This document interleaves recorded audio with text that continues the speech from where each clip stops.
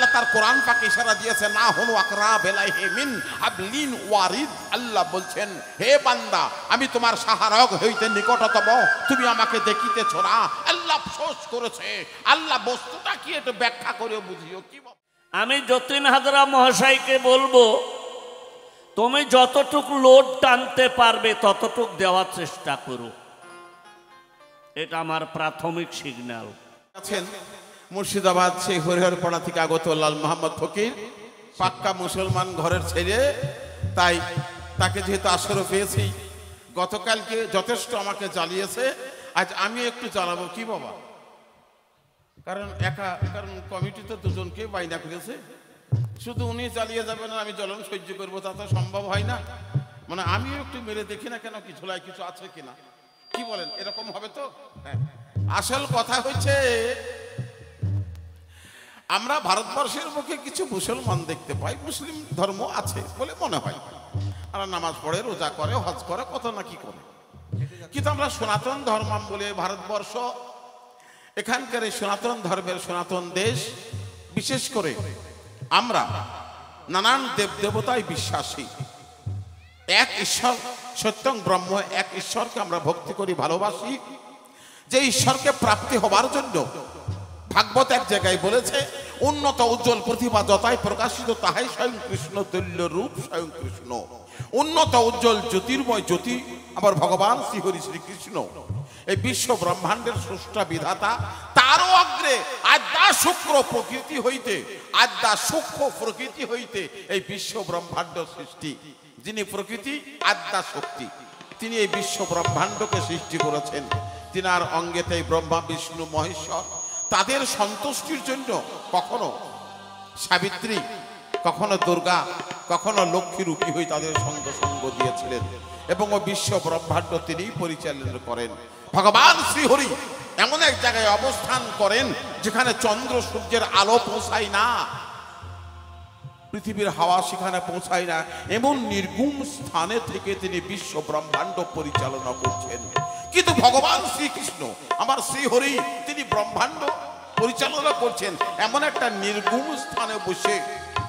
আবার তিনি প্রতিটা মানুষের অন্তঃকরণে বিরাজমান। নিঃশ্বাসের 21,600 বার নিঃশ্বাসের মাধ্যম দিয়ে মানব শরীরে তিনি বারবার আসা যাওয়া করেন, অবস্থান করেন। কেমন ভাবে তিনি অবস্থান করেছেন, গীতার মধ্যে ভগবান শ্রীকৃষ্ণ অর্জুনকে বলেছিলেন, হে অর্জুন, আমি প্রতিটা জীবের মধ্যে অব্যক্ত রূপে পরমাত্মা হয়ে লুকায়িত আছি।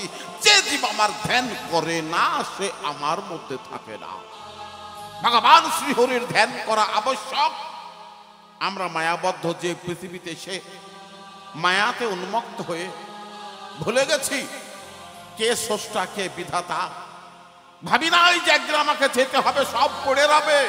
কি বাবা, বাড়ি গাড়ি টাকা পয়সা ধন দৌলত এত আমাদের ভালো লাগে, ভুলে গেছে পরমকে পাবার বাসনা।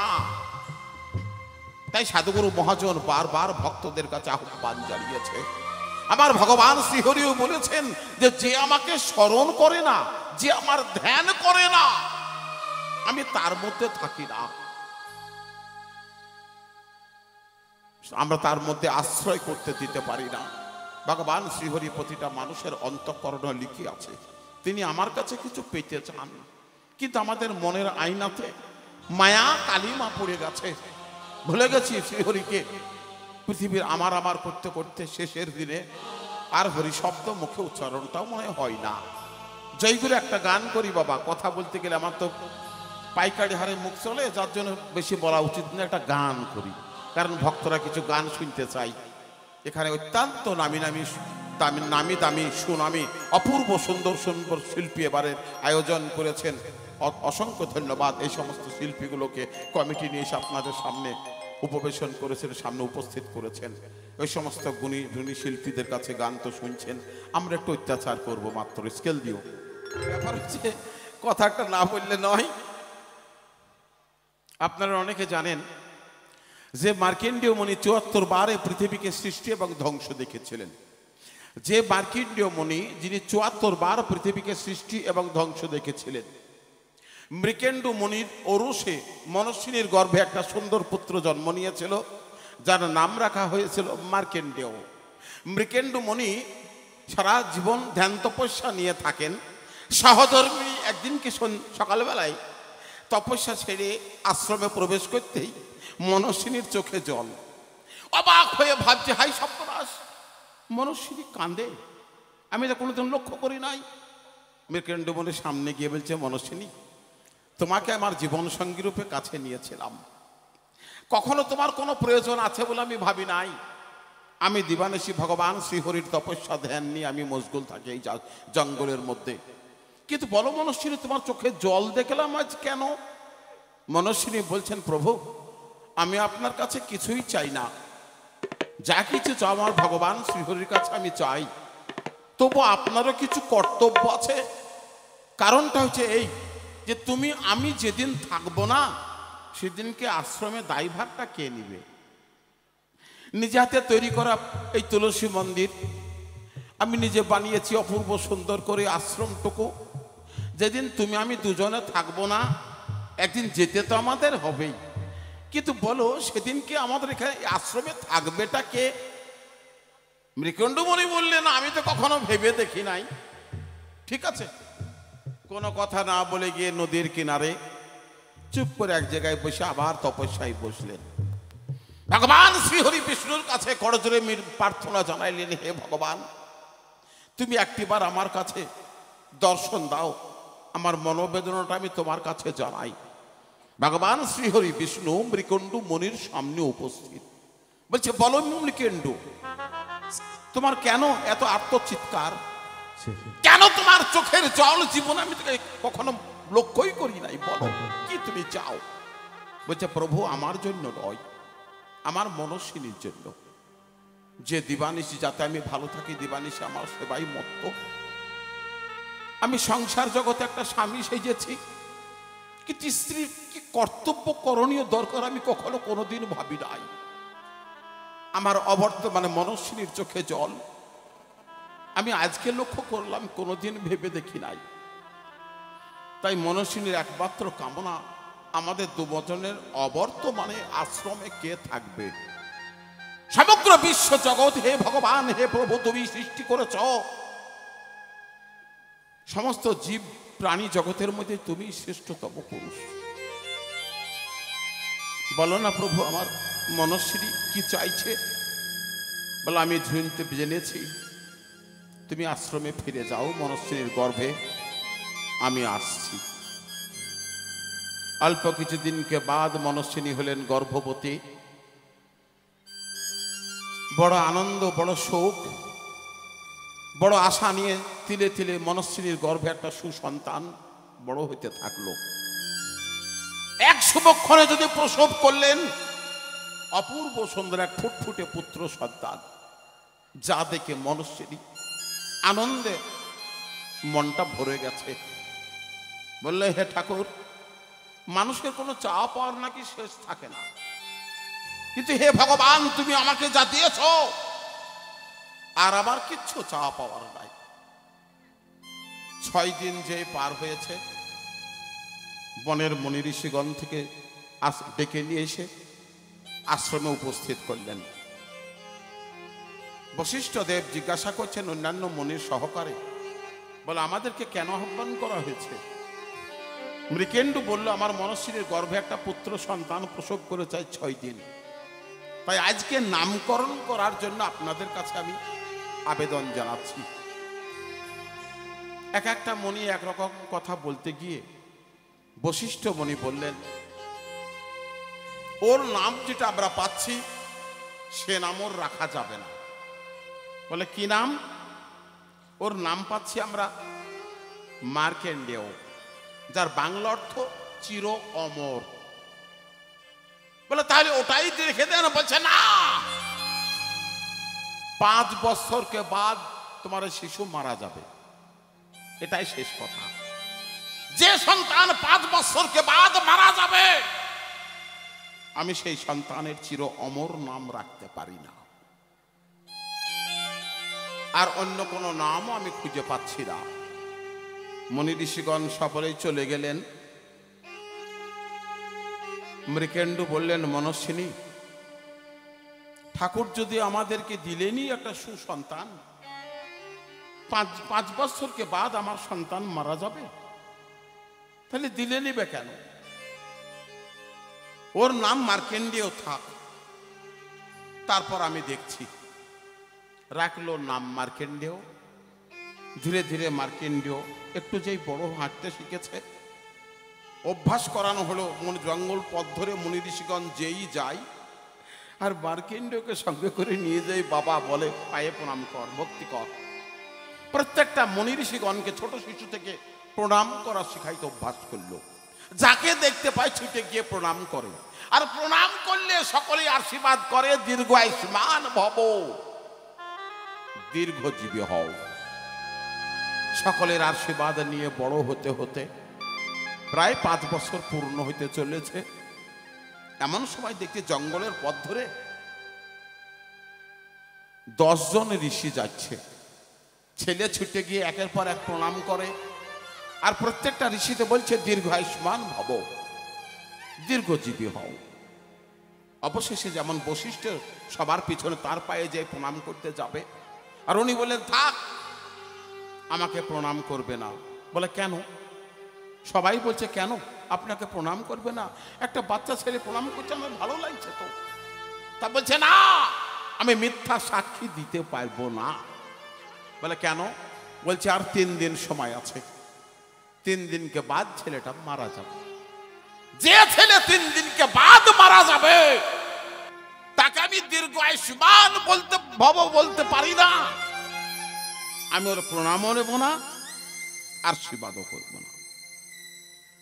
বাকি 9 জন ঋষি বললেন আপনি না হয় প্রণাম নেবেন না, কিন্তু আমরা তো নিয়েছি, বাক্যই ব্রহ্ম, আমরা তো বাক্য দিয়েছি, তাহলে আমাদের বাক্যে কি কলঙ্ক হবে? অমনি একটা ঋষি গপ করে ছেলেকে কোলে করে তুলে নিয়ে সৃষ্টিকর্তা ব্রহ্মার কাছে ব্রহ্মলোকে উপস্থিত হলেন।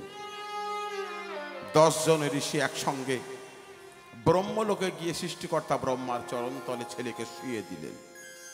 যখন ছেলেকে শুয়ে দিয়েছে, সৃষ্টিকর্তা ব্রহ্মা বলছেন এ কি ব্যাপার, তোমরা এই ছেলেটাকে নিয়ে এসে আমার পায়ের কাছে শোয়াইলে কেন? বলছে প্রভু, ব্রহ্মের কলঙ্ক মোচন করার জন্য আপনার সামনে এনেছি, বলুন। আমরা সবাই আশীর্বাদ করেছি, ভক্তি করেছে, তাই আমরা আশীর্বাদ দিয়েছি। যদি আশীর্বাদ আমাদের লঙ্ঘন হয়ে যায়, তাহলে সারা জীবন ধ্যান তপস্যা করে জীবনে কি অর্জন করলাম, যাতে আমাদের বাক্যের কোনো মূল্যই না থাকে। সৃষ্টিকর্তা ব্রহ্মা বলছেন যাও, তোমরা যে আশা নিয়ে এসেছো, যেহেতু আমার চরণতলকে আশ্রয় করে দিয়েছ, আজ থেকে ও হলো চির অমর। নিতাই গৌর হরি বল, নিতাই গৌর হরি বল, হরি বল, হরি বল, হরি বল। আমি বাক্য দিলাম, আজ থেকে এই ছেলে হবে চির অমর। ও ইচ্ছা করলে মরবে, না ইচ্ছা করলে চিরদিন থেকেই যাবে পৃথিবীতে।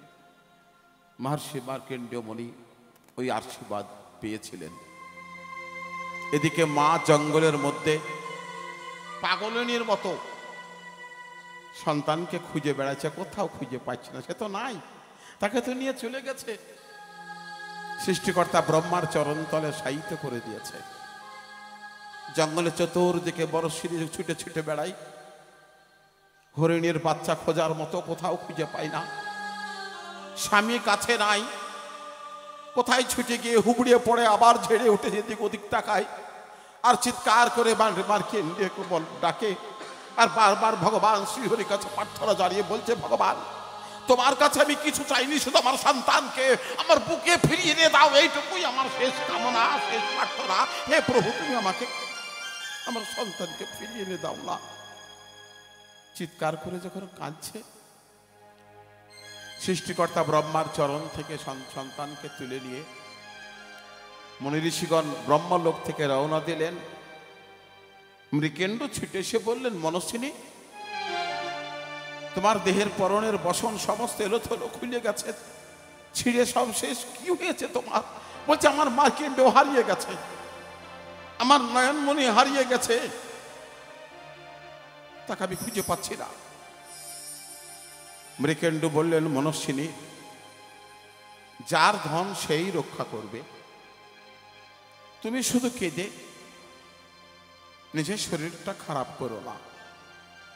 এমন সময় দেখছে 9 জন 10 জন ঋষিতে মার্কেন্ডেয়কে কোলে করে নিয়ে এসে বাবা মায়ের সামনে নামিয়ে দিয়েছে।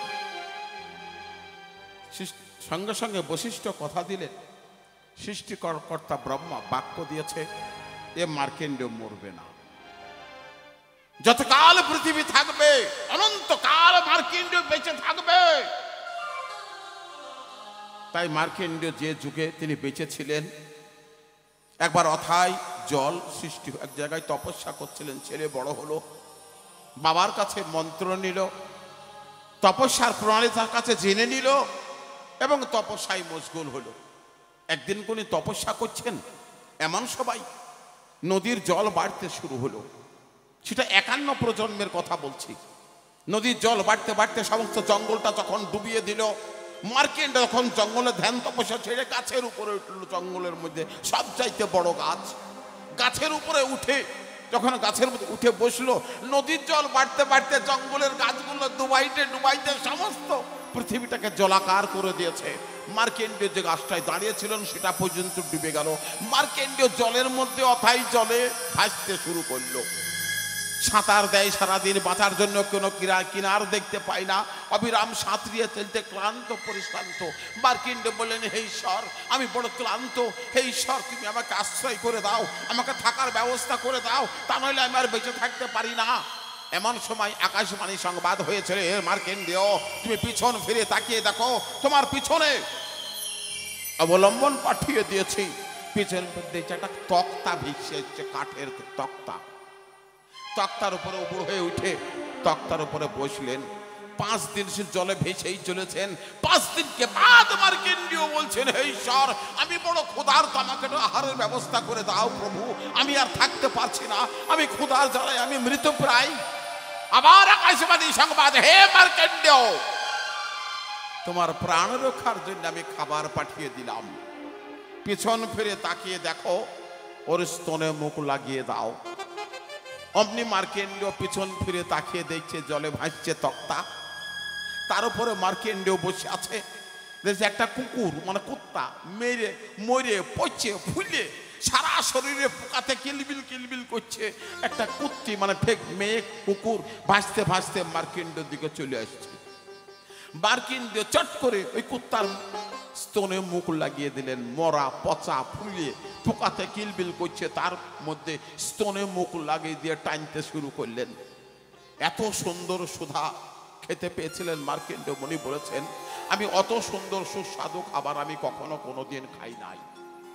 যে মার্কেন্ডেয় দাপর যুগ লীলায় ভগবান শ্রীকৃষ্ণের সামনে সাক্ষী দিয়েছিলেন, হে ভগবান, তুমি কি এই যুগে কি সত্যিই ভগবান হয়ে এসেছ? দাপর যুগ লীলায় মার্কেন্ডেয়কে ভগবান শ্রীকৃষ্ণ বলেছিলেন, হে মার্কেন্ডেয়, তুমি আমাকে চিনতে পারছো না, আমি কে? যখন অথাই নদীর জলে তুমি ভাসতে ভাসতে আশ্রয়ের জন্য আমার কাছে প্রার্থনা করেছিলে, তখন আমি আমার স্বর্গের সিংহাসনটাকে আমি তক্তা রূপে তোমার কাছে পাঠিয়ে দিয়েছিলাম।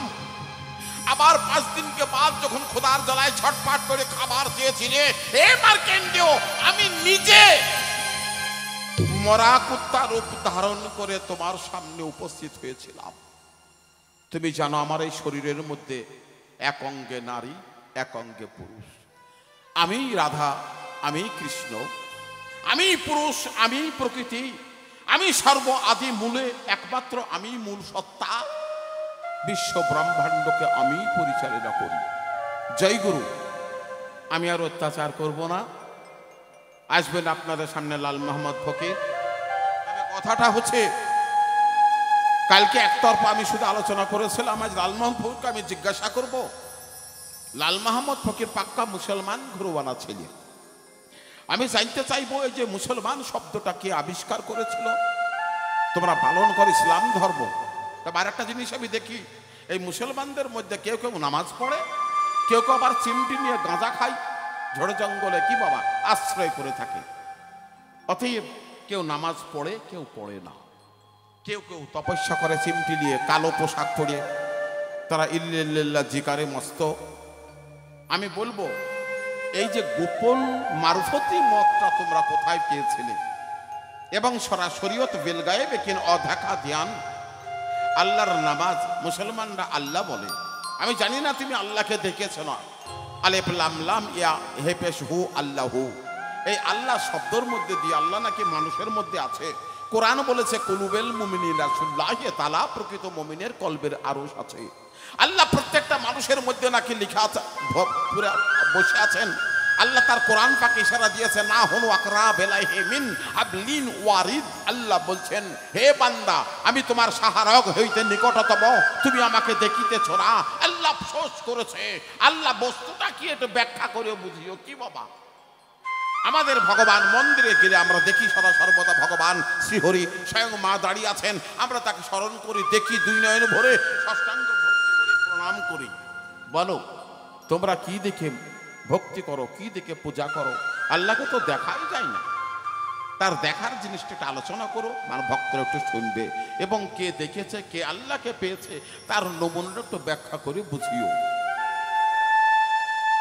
আবার সেই হলেরই হেড ম্যানেজার নিত্যানন্দ হল, ওগো সে ছবি দেখায়, অদ্বৈত পাশে বসে হাসায় আর কাঁদায়।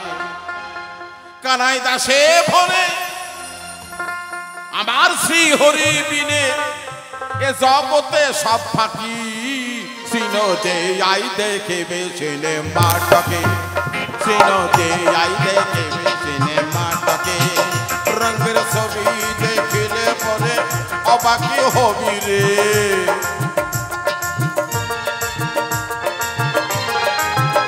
রঙের ছবি দেখিলে পরে অবাকি হবি রে। থাকবে না রে মনে তোর রে বাগে, সিনোতে আয়, সিনোতে আয় দেখে সিনেমাটাকে, সিনোতে আয় দেখে সিনেমাটাকে, সিনোতে আয় দেখে সিনেমাটাকে, সিনোতে আয় দেখে সিনেমাটাকে।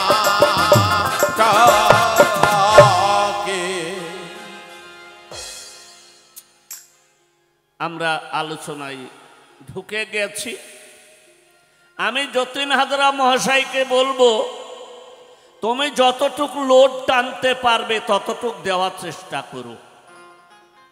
এটা আমার প্রাথমিক সিগন্যাল। তুমি যতটুক বইতে পারবে তুমি ততটুকু দেবে, আর তুমি দেবে আর আমি হাত পা জড়ো করে নিয়ে চলে যাব, আমি সে নই। আমি লাল মোহাম্মদ, লাল মোহাম্মদ। তাই মুসলমান কাকে বলা হয়? ওয়াল মুসলিমিনা ওয়াল মুসলিমিনাতে। এই মুসলমান কাকে বলা হয়? এটা কোথা থেকে আসলো? ইব্রাহিম খলিলুল্লাহ, যিনি যার কাবাই বিশ্বের মানুষ, ইসলামী ভাষায় হজ বলা হয়, সেখান থেকে মুসলমান কথাটা প্রকাশ হয়ে এসেছিল। সেটা জাতীয় পিতা ইব্রাহিম খলিলুল্লাহর কাছ থেকে। 3 ঘন্টায় কি আলোচনা হবে বলো? আলোচনা শুরু করো 10 ঘন্টা, 15 ঘন্টা, 20 ঘন্টা, তবে তো বোঝা যাবে কার কতটা পুঁজি আছে। কাল সকাল পর্যন্ত টাইম দেওয়া হলো নাকি 3 ঘন্টা দুবার উঠলেই শেষ হয়ে যাচ্ছে। গাড়ি গরম হচ্ছে আর অমনি গলা ধাক্কা দিয়ে নামিয়ে দিচ্ছে। তাই মার্কণ্ড মুনি কতবার দেখলো? 74 বার। বাহ, চমৎকার কথা।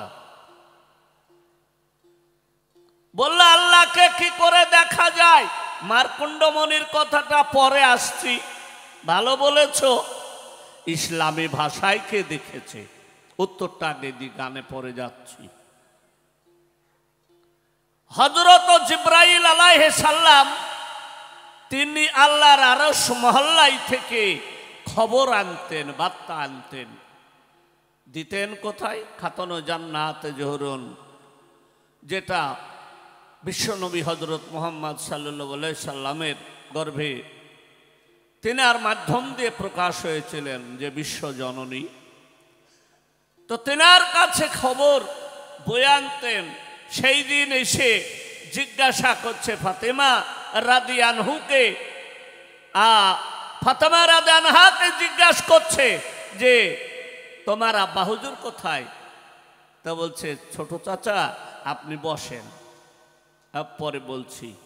এই ছোট চাচা বলেছে, মানে কাকাকে ইসলামী ভাষায় চাচা বলা হয়। মনে মনে রাগ করেছে, মুখটা ভারী করে চলে গেল।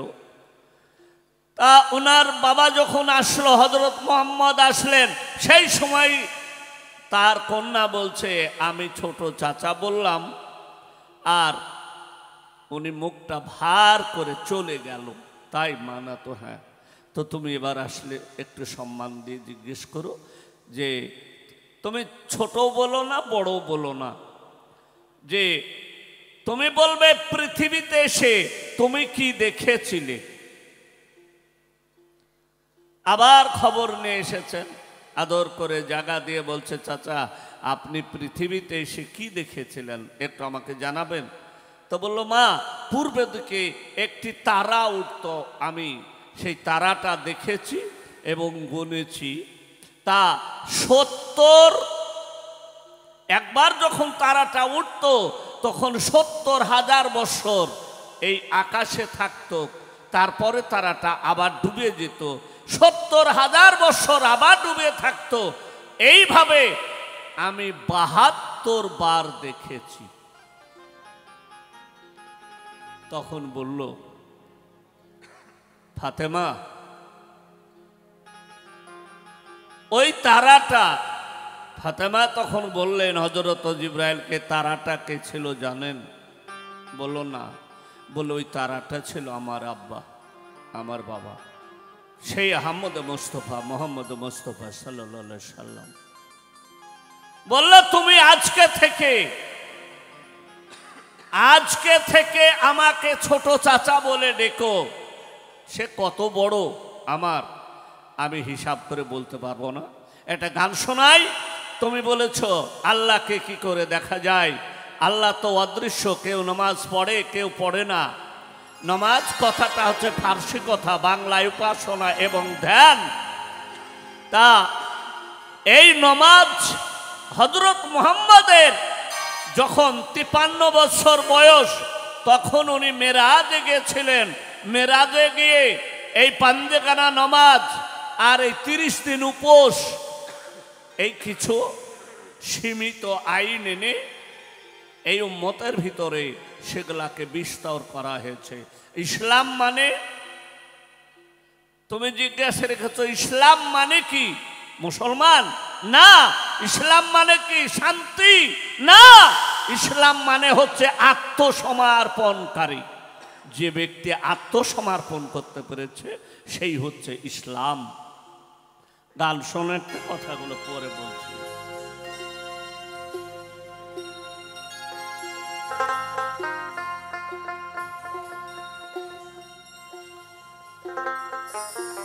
ওরে ফাদা ফিল্লা দেশে গেলে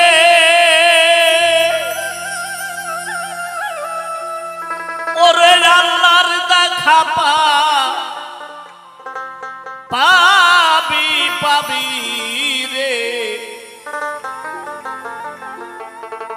আগে ফানা ফিল্লার দেশে যদি যাবি, ফানা ফিল্লা মানে জিন্দাই থেকে বিলীন হয়ে যাওয়া। তাই কি বলছে? ওরে ফানা ফিল্লার দেশে গেলে, ফানা ফিল্লার দেশে গেলে রূপের দেখা আমি পাবি রে। ফানা ফিল্লার দেশে যদি যাবি, ফানা ফিল্লার দেশে যদি যাবি পাগল মনরে হানাফিলা দেশে যদি যাবি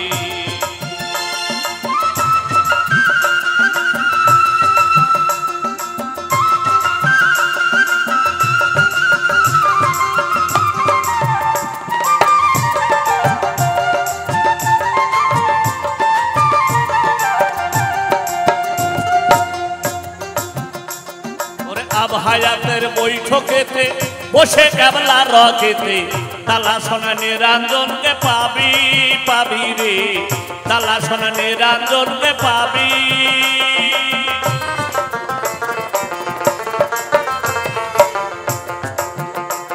ওরে আব হায়াতের বৈঠকেতে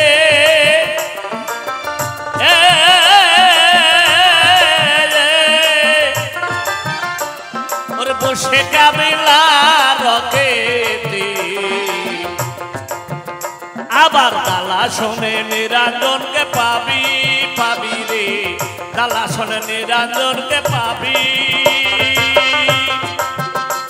তাই আল্লাহ আমার কাছে আছে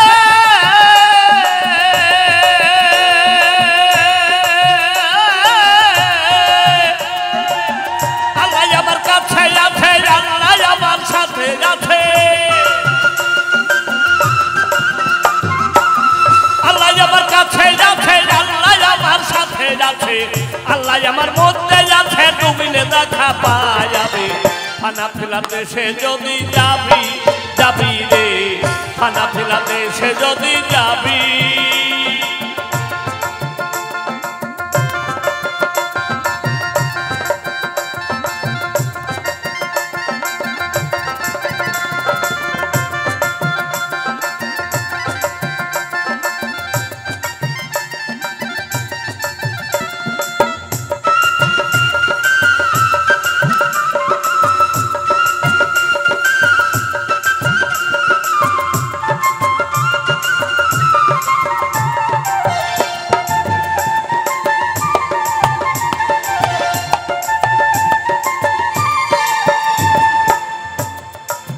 তাই কি বলল মহাজন বললেন মুরাকাবা মুশাহেদা থানা ফিল্লা থানা বাঁকা থানা ফেসে রাসূল এগুলা হচ্ছে ধ্যানের নাম তাই একটি ধ্যানে একাধ বস্তু মিলে যদি কেউ ঢাকা না দেখে থাকে সে ঢাকার কথা কেমন করে বুঝবে শুনতে অবশ্যই ভালো লাগবে আল্লাহ হাজেরি আল্লাহ নাজেরি আল্লাহর ময়ের জানতে পারবি পারবি রে আল্লাহর ময়ের জানতে পারবি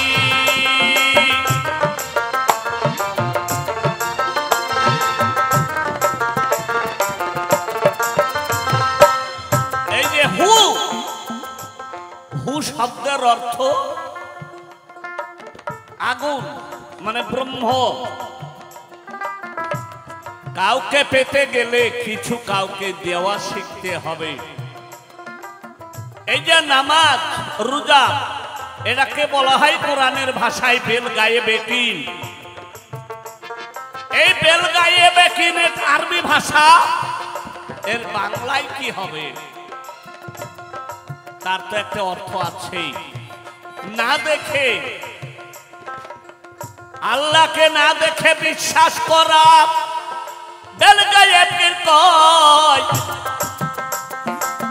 এই যে কথা তোমার আমি জবাব দিয়ে যাই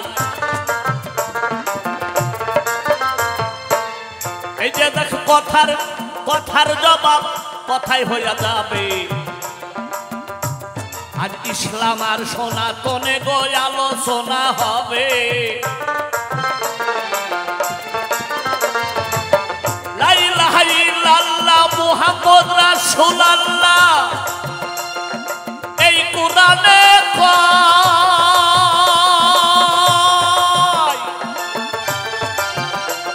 ওরে কলেমা রূপ দেখে কলেমা পড়িতে হয়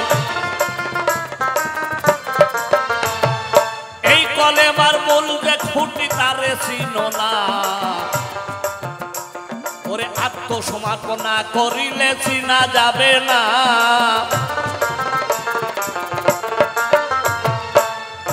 আর কথাই হবে কথার ভারী, শোনো বাছা ধন,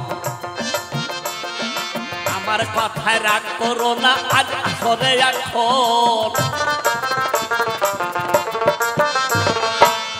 এমন বস্তু আল্লাহ আছে সেটা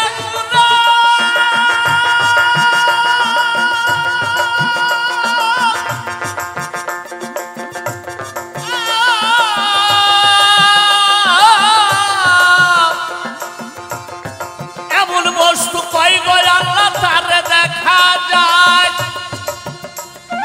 কে বলেছে আল্লাহর দেখো আকার নাকি নাই। আর সূরা আদমে সাই দিলে দেখো এই কোরআনের বাণী, একে একে সেই কথাটা তোমার কাছে জানি। কি বললো সূরা আদমে বললো ইন আল্লাহ খালাকা আলা আদামা সূরাতেহি।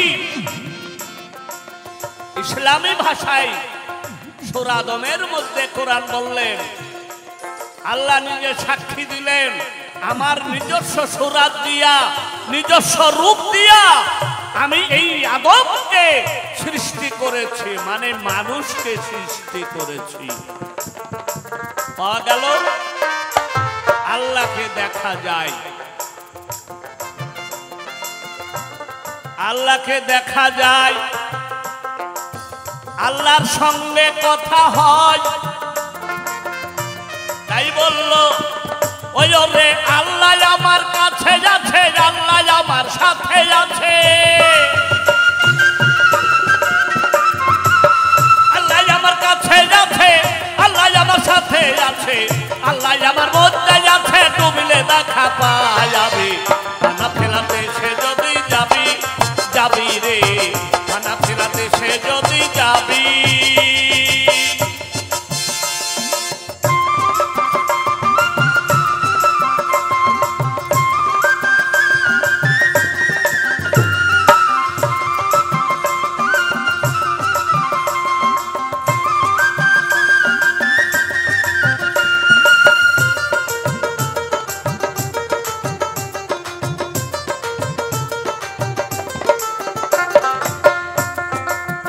আল্লাহ হাজেরি আল্লাহ নাজেরি, আল্লাহর ময়ের জানতে পারবি পারবি, আল্লাহর ময়ের জানতে পারবি।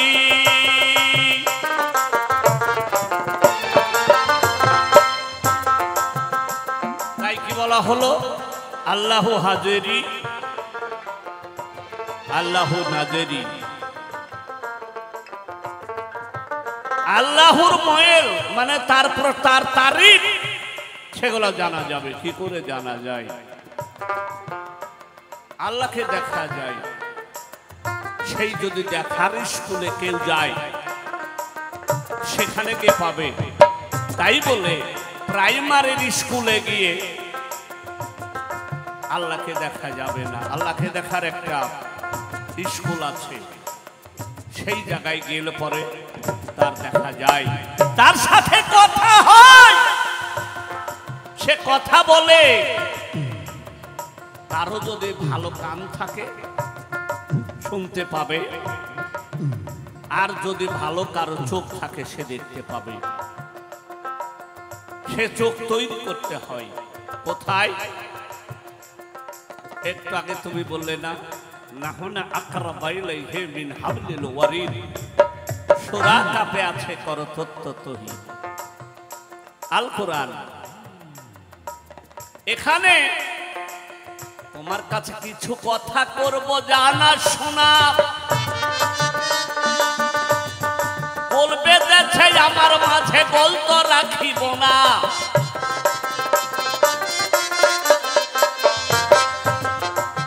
তারপরে দেখি তোমার রামচন্দ্র দেব,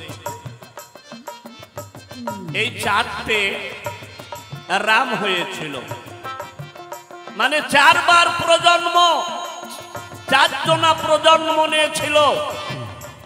তো এক রাম থেকে 4 জনা এলো, কিন্তু তিনি স্বয়ং সম্পন্ন ভগবান। রামচন্দ্র দেবী ভগবান, এ কথা শাস্ত্র মাঝে শুনি।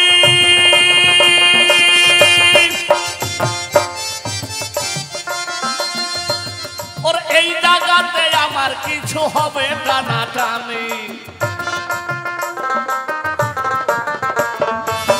কেমন সবই যদি সুরে বলবো, সবার পক্ষে হয়তো অসুবিধা হতে পারে। 1 থেকে 4 রাম। আমার প্রশ্ন আছে তোমার কাছে রামচন্দ্রের কথা।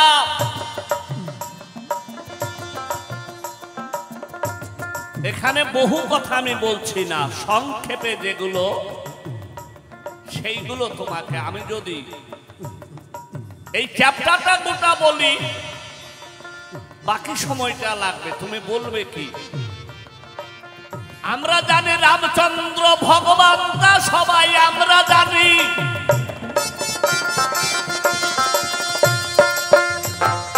রামচন্দ্র গেল বনবাসে, এ কথা বেদের মাঝে জানি।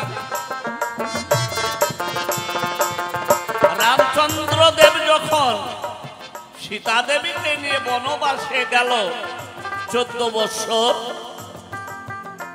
রামচন্দ্র দেবের আর সীতা, এই 2 জনা রামের ধরনী।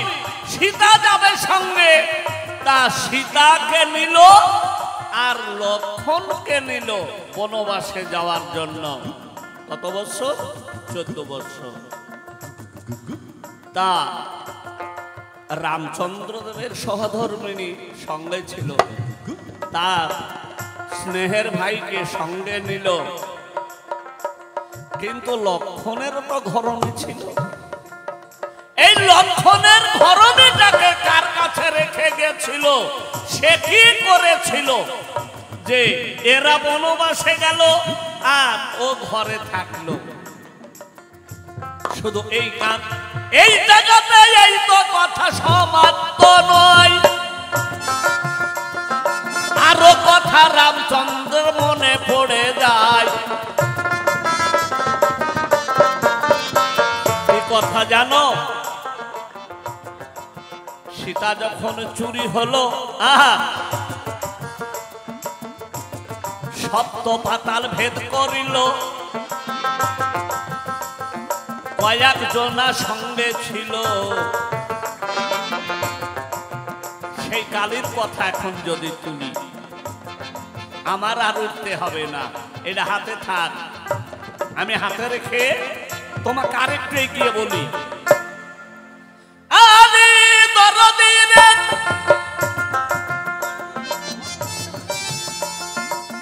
পিছে থাকলো মেলা কথা, করব না টানা টুনা। সীতা দেবী চুরি হইল, শোনো তার ঘটনা।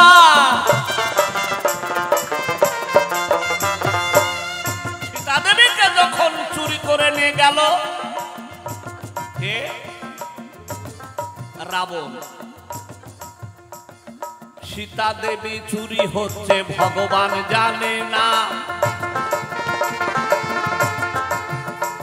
আর জানলো যদি সেই ভগবানের রক্ষা করিল না।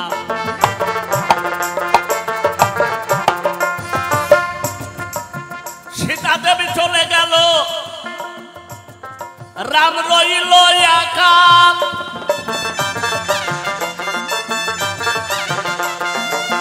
যেমন তার ধরনী চুরি হয়ে যাচ্ছে আর তার স্বামী জানছে না, আমি কেমন করে তাকে ভগবান বলবো? এটা হিংসার কথা নয়, শাস্ত্রে অনেক কথা আছে। আমরা সুযোগ পাই না, তাই সেগুলো তুলে ধরি না। তো যার ধরনই চুরি হয়ে যাচ্ছে, সে যদি জানতে না পারে, আত্মসাবধান না হতে পারে, তাহলে জগৎকে কি করে উদ্ধার করবে? একজনের খবর নিতে পারছে না, আর বিশ্বের ব্রহ্মাণ্ডের খবর সে কি করে নেবে? আমাকে তুমি একটু ভালো করে বুঝাবে। এইটাই থাক, এইটুকু বলতে তোমার বহু কাঠখড়ি পড়বে। আর আমার কাছে যে দুটো তুমি জিজ্ঞাসা করেছিলে, মুসলমান কোথা থেকে এলো, এই মুসলমান কথাটা কেন প্রকাশ হলো? ইব্রাহিম খলিলুল্লাহ দুটো স্ত্রী ছিল, সারা বিবি আর হাজেরা। সেই হাজেরা কাছ থেকে আর সারা বিবির কাছ থেকে দুইজনের একটি মানে মনোমালিন্য আছে, যে জায়গা থেকে সেই মুসলমান মানে যাকে ইসলামী ভাষায় খাতনা বলা হয়, সেই খাতনাটা ইব্রাহিম খলিলুল্লাহ দিয়েছিলেন তার বড় স্ত্রী। দুটো স্ত্রী ছিল তার, হাজেরা আর সারা। তো সারা বিবি ওনার খাতনা দিয়েছিল। তা এক জায়গা তোমার পরিষ্কার, তা সেখানে সেই সংবিধানে সেই ইব্রাহিম খলিলুল্লাহকে সেদিন থেকে ইসলামের জাতীয় পিতা বলা হয়। ইসলামী ভাষায় ইসলাম মুসলমানকে বলা হয় আত্মসমর্পণকারী। যিনি আত্মসমর্পণ করে দিয়েছে তাহাকে বলা হয় আত্মসমর্পণকারী। আল্লাহকে দেখা যায় না, দেখে যে ইবাদত করে, খোদা ছাড়া সেজদা দিলে মাটিতে সেজদা মিশে যায়, খোদা ছাড়া সেজদা হারাম দলিলে তার প্রমাণ দেয়। এখানে তুমি যতটুকু আমার কাছে চাইবে আমি ততটুকু তোমাকে দেওয়ার চেষ্টা করব। এই জায়গায় দাঁড়িয়ে তাই বলা হলো যে এই মুসলমানের জাতীয় পিতা ইব্রাহিম খলিলুল্লাহ, যিনার মায়ের কাছে ঋণ হয়নি, তিনি মায়ের স্তনে মুখ দেয় নাই এবং স্তন পান করেনি, সেটা হচ্ছে ইব্রাহিম খলিলুল্লাহ। তার যদি এখন ইতিহাসটা বলতে যাই 1 ঘন্টার সময় লাগবে, অত দূরে যাচ্ছি না। আমি একা বলবো না, আমি টাকা একা নেব না, তুমিও নিবে আমিও নেব। যে না তোমার টাকাগুলো আমাকে দেবে না, আমি তো তা তো আমি নেব না। তোমার টাকা তুমি নেবে, আমার টাকা আমি নেব। তোমার গান তুমি গাইবে, আমার গান আমি গাইবে। ঠিক আছে, দরকার হলে তোমার সঙ্গে কম্পিউটারে ওজন হওয়া হবে, দরকার হলে ফিতে দিয়ে মাপা হবে হাইটেকে কত বড়। আজ চলো দেখি কত যাবে, নাহলে নেক্সটে যারা শিল্পী আসবে তাদেরকে বলবো 3টায় এসো, আমরা 3টে পর্যন্ত গান করব। যদি গায়ের একটু জ্বালা মেটে তো মিটবে। এই জায়গায় দাঁড়িয়ে তোমার কাছে আমার এই কটা থাকলো। এবার একটা গান শোনো, ভালো লাগবে। দেখো,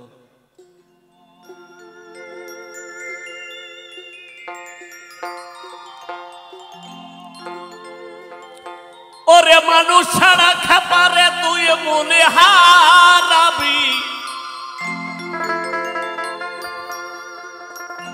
ইসলামী ভাষায় জান্নাত বলা হয়, জান্নাত, আর সনাতনী ভাষায় স্বর্গ বলা হয়।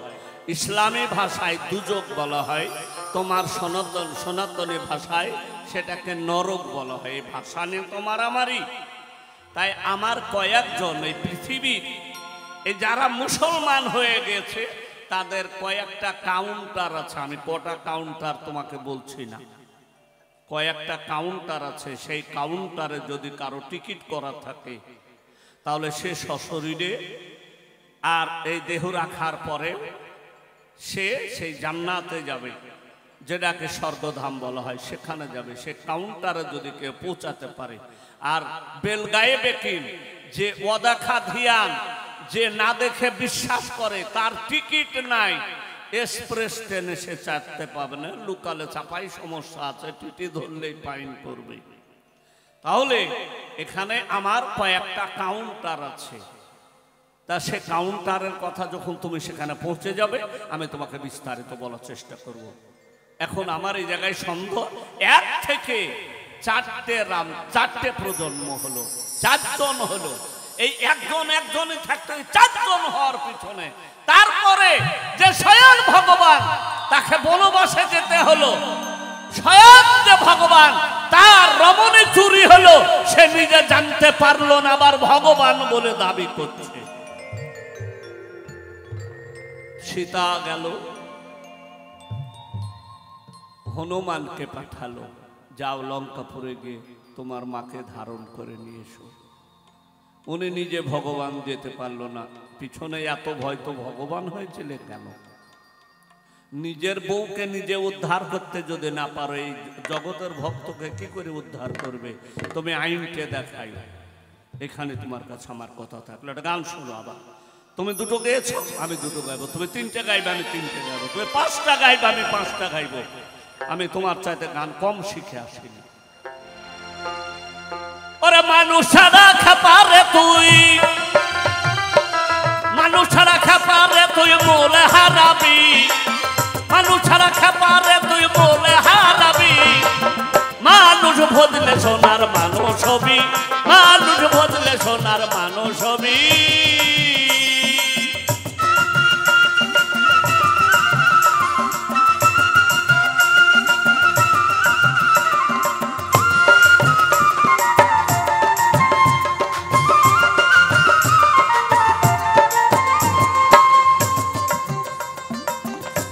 দলে মৃণালে সোনার মানুষ জলে,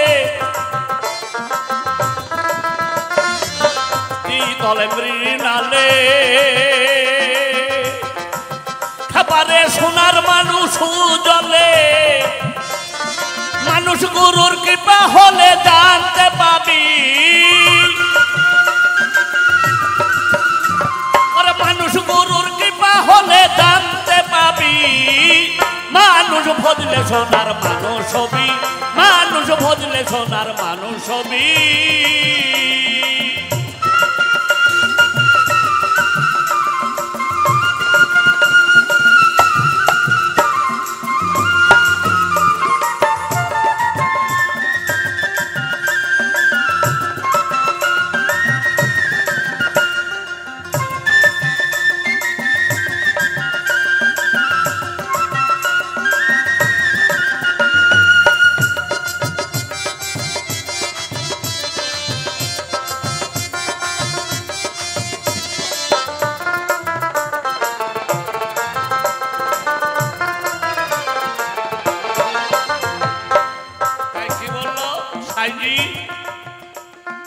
মানুষ সারা মন রে আমার, দেখবে সব স্বর্ণকার। মানুষ সারা মন রে আমার, দেখবে সব স্বর্ণকার। লালন বলে মানুষ আকার ভজিলে পাবি,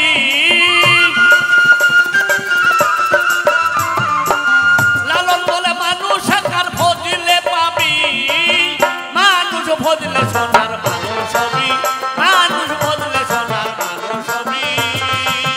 মানুষ ছাড়া খাপারে তুই মূলে হারাবি,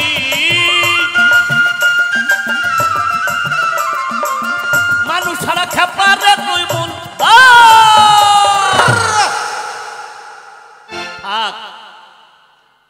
দেখো, পৃথিবীতে বহু মুনি ঋষি এসেছিলেন, বহু দেব দেবতা এসেছিলেন। তা এগুলো যেমন চিরসত্য, ইহার মধ্যে কোনো বার্ধক্য নেই। সত্যতে নারায়ণ, ত্রেতায় রাম, দাপরে কৃষ্ণ, আর কলিতে গৌরাঙ্গ এসেছিলেন। কোথায়? নদিয়ায়। এই যে 4 যুগে 4 জন অবতারকে পেলাম, তারা ভগবান, স্বয়ং সম্পূর্ণ ভগবান। তেনারা পরিবর্তন, স্থান পরিবর্তন হতে হতে, নাম পরিবর্তন হতে হতে এই পর্যন্ত কাটোয়া কাঞ্চননগরে এসে সীমিত হলেন, নদিয়া নবদ্বীপে এসে। বেশ,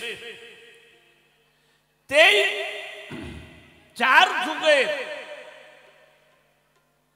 এই ভক্তদেরকে উদ্ধার করবে কে? সেই উদ্ধারের জামিনদার হবে কে? সাইজি বলেছিলেন, পাপ করলে ভবে আসি, পুণ্য করলে স্বর্গবাসী, লালন পাই নামে উদাসী, নিত্যই নিত্যই প্রমাণ পাই। পাপ পুণ্যের কথা আমি কারে বা শোধাই? যে চার যুগে চারজন যে দেবতা এসেছিলেন ভগবান, তেনারা স্বয়ং সম্পূর্ণ। তারপরেও ৩৩ কোটি দেবতা আর মুনি ঋষি যেনারা এসেছিলেন, তেনাদের তো অগুণন, তেনারাও এসেছিলেন। তাই কলির হত জীব, দাপরের জীব আর ত্রেতার জীব। যেমন আমার তোমার কাছে একটা সুন্দর সন্দেহ আছে। কি সন্দেহ জানো? কৃষ্ণ চন্দ্র ভগবান, ইনি যদি কেউ বলে ভগবান নন, আমি তিনাকে মূর্খ ছাড়া আর কিছু বলবো না। কুরুক্ষেত্রের মাঠে যুদ্ধের মূল সারথী কে ছিল? শ্রীকৃষ্ণ ভগবান। এই কুরুক্ষেত্রের যুদ্ধ হওয়ার মূল সূচনায় ছিল তোমার ভগবান। সেখানে কত খুন হলো, কত হতাহত হলো, কত লাঞ্ছিত হলো, কত মায়ের কোল খালি হলো। এই যে এতগুলা মার্ডার হলো, তো ভগবান হচ্ছে দয়াশীল, ক্ষমাশীল। তাই এতগুলো মার্ডার করলো কেন? তার পরামর্শে মার্ডার গুলো হয়েছে। তাহলে কি তোমার এই ভগবান মার্ডার কেসের আসামি? এই তোমার ভগবান জামিন নিবে কোন কোর্টে? একে জামিন দিবে কে? একদম পরিষ্কার ক্লিয়ার কথা। তুমি ভালো করে জায়গাটা আমাকে বুঝাও। আজকে পাল্লা হচ্ছে তোমার সাথে আমার, আর আমার ইসলামের ভিতরে বহু কিছু আছে। তুমি জিজ্ঞাসা করবে, আমি সেখানে দাঁড়িয়ে তোমাকে দেবো উত্তর। আল্লাহ খুন করেছে, আল্লাহ মার্ডার করেছে, এমন যদি নজির থাকে তুমি তুলে ধরবে, আমি তোমাকে দেব, ফিরিয়ে দেব না। যেমন যদি কোনো ভিখারি আসে দরজায়, যার যেমন আছে তার তেমন দিবে, কিন্তু সে ফিরিয়ে দেবে না। এই জায়গায় দাঁড়িয়ে কটা কথা তোমার কাছে আমার থাকলো। তাই বললো, মানুষ সারা খা পাহাড়ে তুই এমন হারাবি,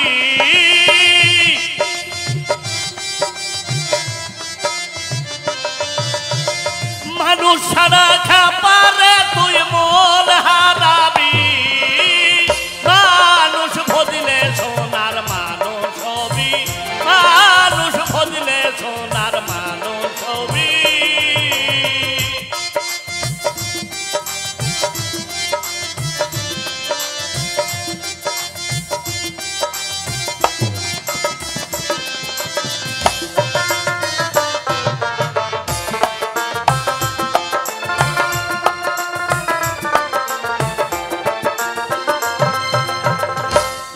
সারা মন রে আমার দেখিবে সব স্বর্ণকার, মানুষ সারা মনে রে আমার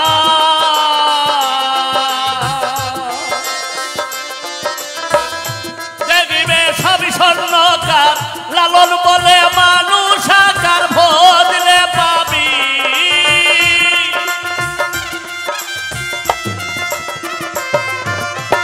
লালন বলে মানুষ আকার ভজলে পাবি।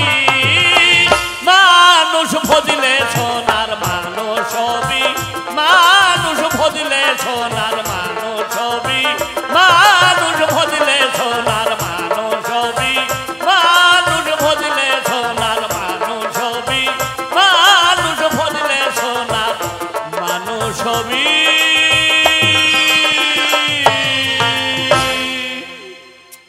জয় গুরু, জয় গুরু। আবার আসছেন সেই জ্যোতির্নাথ রামন। আসতে ব্যাপার হচ্ছে লালমোহন ফকির কিছু উল্টো পাল্টা বলেছে, শুনতে খুব ভালো লাগছে। তো উল্টো পাল্টা বলেছে মানে বালুরঘাটে সেবার গতবার গান করতে গেছিলাম, তো গান করতে গিয়ে একটা প্রাইমারি স্কুল, তো মাস্টারমশাই ছাত্রকে বলছো রে কালকে খুব সকাল সকাল স্কুল আসবি, ইন্সপেক্টর আসবেন স্কুল ইন্সপেকশন করার জন্য। ছাত্ররা পরের দিনকে সুন্দর সেজে কুজে যে জোন পেরেছে এসেছে, তো এসে যখন বসলো কিছুক্ষণ পরে একটা স্কুলের পাশে এসে পরের দিনকে গাড়ি লাগলো।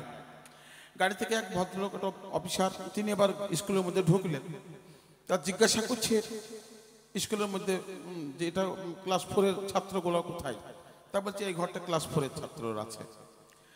তো বলছে এখানে প্রার্থনা শুরু হবে, বলতে ডেকে নিয়ে আসো একসঙ্গে প্রার্থনা করা হোক। এবার প্রার্থনা শেষ হওয়ার পরে পরেই মানে জনগণ মনোনীতি শেষ করে দিয়ে ইন্সপেক্টর বলছে বাবা তোমাদের কাছে একটা কথা জানতে চাইছি, যদি কারো জানা থাকে বাবা একটু বলে দিও। তো ছেলেরা সব মুক্তা কথায় কোচিং ইন্সপেক্টর কেউ না কথা জিজ্ঞাসা করবেন, তাতে স্কুলের মান সম্মান জড়িয়ে আছে। তো তখন বোঝাচ্ছে বলো তো বাবা এই বালুরঘাট থেকে একটা স্টেট বাস খুব জোরে চালিয়ে যাবে শিলিগুড়ি, তার সময় লাগবে 5 ঘন্টা। বাবা ছেলে মেলে তোমরা শুনছো তো? তা বলছে হ্যাঁ স্যার। তা বালুরঘাট থেকে একটা স্টেট বাস খুব জোরে চালিয়ে যাবে শিলিগুড়ি, তার সময় লাগবে 5 ঘন্টা। তা তোমরা বলো তখন আমার বয়স কত? এখন ছাত্ররা কথার কোনো আগাগোড়া খুঁজে পাচ্ছে না, কে কি বলবে। বলছে বাবা তোমরা বলো বালুরঘাট থেকে একটা স্টেট বাস খুব সরকারি গাড়ি খুব জোরে চালিয়ে যাবে শিলিগুড়ি, তার সময় লাগবে 5 ঘন্টা। তা তোমরা বলো তখন আমার বয়স কত? এখন ছেলের আগাগোড়া কথার কিছু বুঝে উঠতে পারে না, কিছু বলেও না। হেডমাস্টার বলছে বল না রে তোরা বল না। মাস্টার উনি অফিসার যা জিজ্ঞাসা করছে, একটা পিছন থেকে একটা ছেলে হাত তুলে বলছে স্যার আমি বলবো। মানে তার পড়াশোনা ভালো হয় না, প্রত্যেক দিন মাইন না খেয়ে বাড়ি যায় না, বদমাইশ ছেলে পিছনে লাইন দিয়ে দাঁড়িয়ে আছে, বলছে আমি বলবো স্যার। ইন্সপেক্টর বলছে বাবা তুমি বলো শুনি কি ব্যাপারটা। ছুটে সামনে আগিয়ে গেছে, বলছে স্যার তখন আপনার বয়স 60 বছর। তা বলছে 60 বছর মানে? হেডমাস্টার বসায়েরও কথার কোনো আগাগোড়া খুঁজে পাচ্ছে না, মানে 60 বছর পূজাইলো কেমন করিও। তা জিজ্ঞাসা করছে হ্যাঁ বাবা তুমি 60 বছর বয়স বললে আমার কেমন অনুহিসাব করে। তা বলছে আপনি তো জিজ্ঞাসা করলেন বালুরঘাট থেকে একটা স্টেট বাস খুব জোরে চালিয়ে যাবে শিলিগুড়ি, সময় লাগবে তার 5 ঘন্টা। তো তখন আমার বয়স কত আপনি জিজ্ঞাসা করেছেন, তখন স্যার আপনার বয়স হলো 60 বছর। তা বলছি সেটা কেমন করে হলো? তা বলছে আমাদের পাড়াতে একটা লোক আছে তো আদা পাগলা, তখন কখন কি কি বলে তা কোনো ঠিক ঠিকানা থাকে না, তার বয়স স্যার 30 বছর। সে তো আদা পাগলা মানে 30 বছর, তাহলে আপনি তো পুরোটাই পাগল, তাহলে 30-30-60 হয় না, ওই জন্যই 60 বছর বলেছিলাম। লাল মোহাম্মদ ফকির এ পর্যন্ত যা বলছিল আমি বসে বসে ভাবছিলাম আর শুনছিলাম। বলছে তোমার ভগবানের বৌশ্রী হয়ে গেল, ভগবান জানতে পারল না, ভগবান সব জানে। সীতা দেবীকে লঙ্কায় নিয়ে যাওয়ার পরে প্রতি রাত্রে লঙ্কাপতি রাবণ, তার স্ত্রী মুদ্রাদ্বরী আর স্বয়ং রামচন্দ্র 3 জনে রাস মঞ্চে রাসলীলা করত প্রতি রাত্রি। একদিনকে লক্ষণ দেখছে গভীর রাত্রে প্রভু শ্রী রামচন্দ্র ঘর থেকে বেরিয়ে চলে যাচ্ছেন। লক্ষণ চুপি চুপি চোরের মতো পিছু পিছু গিয়ে তখন দেখছে একটা রাসমঞ্চ, আর সেই রাসমঞ্চে স্বয়ং লঙ্কাপতি রাবণ, তার স্ত্রী মন্দারদরী এবং প্রভু শ্রী রামচন্দ্র 3 জন মিলে রাসলীলা করছেন। লক্ষণ তো দেখে রাগে সহ্য করতে পারে না, কিন্তু সামনেও যাওয়া যায় না।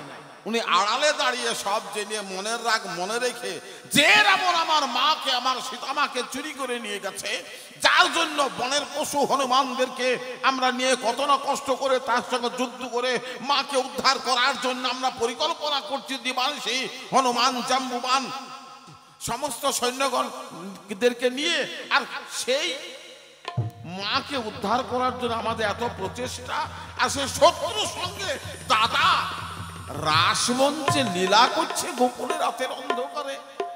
লক্ষণ আর সহ্য করতে পেরে তখন কিছু বললেন না, সহ্য করে নিয়ে ঘরের দরজার সামনে দাঁড়িয়ে আছেন। কিছুক্ষণ পর প্রভু রামচন্দ্র যখন ঘরে প্রবেশ করবেন, এমন সময় লক্ষণ বলছে, দাদা আমি একটা কথা বলবো। তা বলছে, বল, কি বলবি? তা বলছে, যে শত্রু আমার মাকে চুরি করে নিয়ে গেছে, যার জন্য আমাদের এত দুঃখ কষ্ট, আমরা ধুলোর মধ্যে পড়ে গড়াগড়ি করে কাঁদছি, বনের পশুদেরকে নিয়ে আমরা যুদ্ধ করার জন্য প্রস্তুতি নিচ্ছি, আর তুমি সেই শত্রুর সঙ্গে গিয়ে রাসমঞ্চে লীলা করে চলেছ। ভগবান শ্রী রামচন্দ্র বললেন, লক্ষণ তুই এটা বুঝবি না, তুই এটা বুঝবি না, কে শত্রু কে মিত্র তুই এটা বুঝবি না। এটা আমাদের পূর্ব পরিকল্পিত লীলা। কথাটা আবার বুঝতে পারছেন তো? এটা পূর্ব পরিকল্পিত লীলা। একটা যাত্রা গানের বই লিখতে গেলে বইয়ের মধ্যে বিভিন্ন অভিনয় লেখা থাকে। মঞ্চে মঞ্চে গিয়ে অভিনেতারা একটার পর একটা অভিনয় করে, এবং যখন যবনিকা নেমে আসে তখন সে মঞ্চ থেকে চলে আসে, প্রস্থান হয়ে গেলে চলে আসে। যার যতটুকু অভিনয় অতটুকুই সে খেলা করে। যার যখন অভিনয় শেষ, অবশেষে সবাই গ্রিন রুমে উপস্থিত। তাই এটা যা কিছু হবে, ত্রেতা যুগে যা কিছু হবে, সত্য যুগে যা কিছু হয়েছে, দাপর যুগে যা কিছু হবে, কলি যুগে শেষ প্রান্তে যা কিছু হবে, সমস্ত কিছু একটা লিপিবদ্ধ একটা বই তৈরি হয়ে আছে। এটা পৃথিবীর বাস্তব মঞ্চে এটা অভিনয় চলছে। জয় করে একটা গান করি, লাল মাহবুব ফকিরকে সমস্ত নোটিশন গুলো দিয়ে দিই। উনি বলেছেন যতটুকু বইতে পারবে, হ্যাঁ বাবার ক্ষমতা আমার আছে, না থাকলে মুর্শিদাবাদ থেকে এখানে আসতাম না। জয় গুরু। এবার একটা গান শুনুন।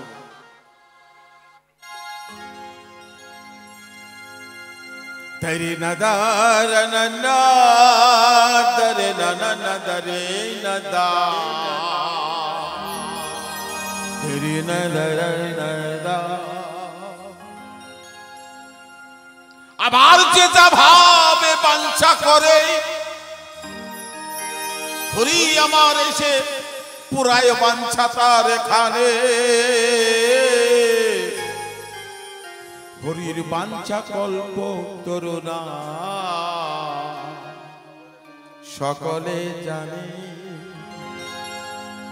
তিনি হিন্দুর ঈশ্বর, মুসলমানদের খোদা। ইংরেজরা গড বলে ডাকে, কভু নহি জুদা। তারে ব্রহ্ম দেশে ব্রহ্ম ভজে, যিশু বলে ভজে খ্রিস্টানে। তারে ব্রহ্ম দেশে ব্রহ্ম ভজে, যিশু বলে ভজে খ্রিস্টানে। বাঞ্ছা কল্প, ওরে বাঞ্ছা কল্প তোর নাম তার সকলে জানে। ওরে বাঞ্ছা কল্প তোর নাম তার সকলে জানে। হরি বল হরি বল হরি বল বলো ভাই।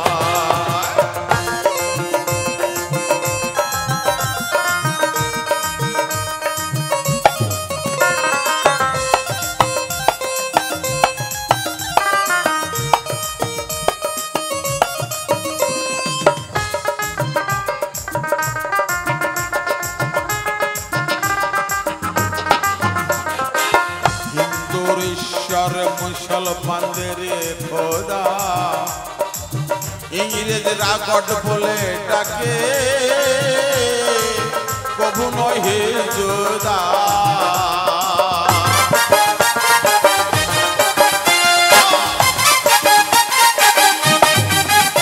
তারে ব্রহ্ম দেশে ব্রহ্ম ভজে, তারে ব্রহ্ম দেশে ব্রহ্ম ভজে, যিশু বলে ভজে খ্রিস্টানে। বাঞ্ছা কল্প, বাঞ্ছা কল্প তোর নাম তার সকলে জানে। বাঞ্ছা কল্প তোর নাম তার সকলে জানে। হরি বল বল বল বলো ভাই, হরি বল বল বল বলো ভাই। হরি বল হরি বল।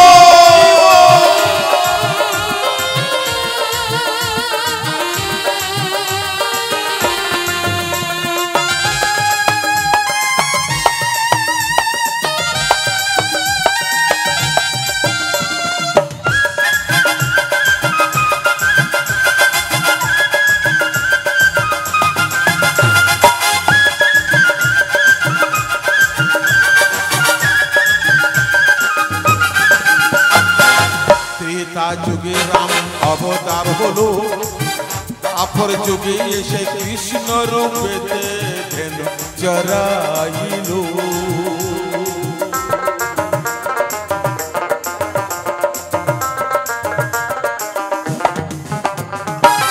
ত্রেতা যুগে রাম অবতার হলো, তারপর যুগে কৃষ্ণ রূপে ধের চরাইল। এসে রাম রূপ ধরে লঙ্কাপুরে, এসে রাম রূপ ধরে লঙ্কাপুরে দেখা দিল হনুমানের বাঞ্ছা কল্প। রে বাঞ্ছা কল্প তোর নাম তার সকলে জানে, রে বাঞ্ছা কল্প তোর নাম তার সকলে জানে। আবার যে যা হবে বাঞ্ছা করে,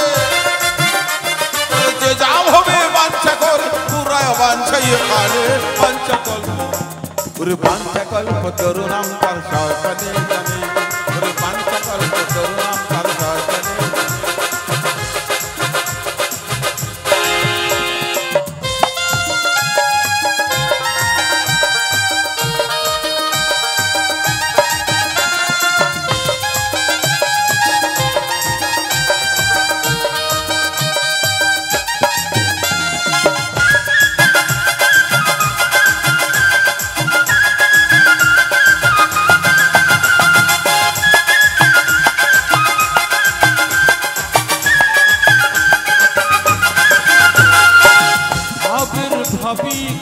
হলে হরি পাওয়া যায়, কয়া সুরের মস্ত কেতে হরি চরণ দিলে খোদায়।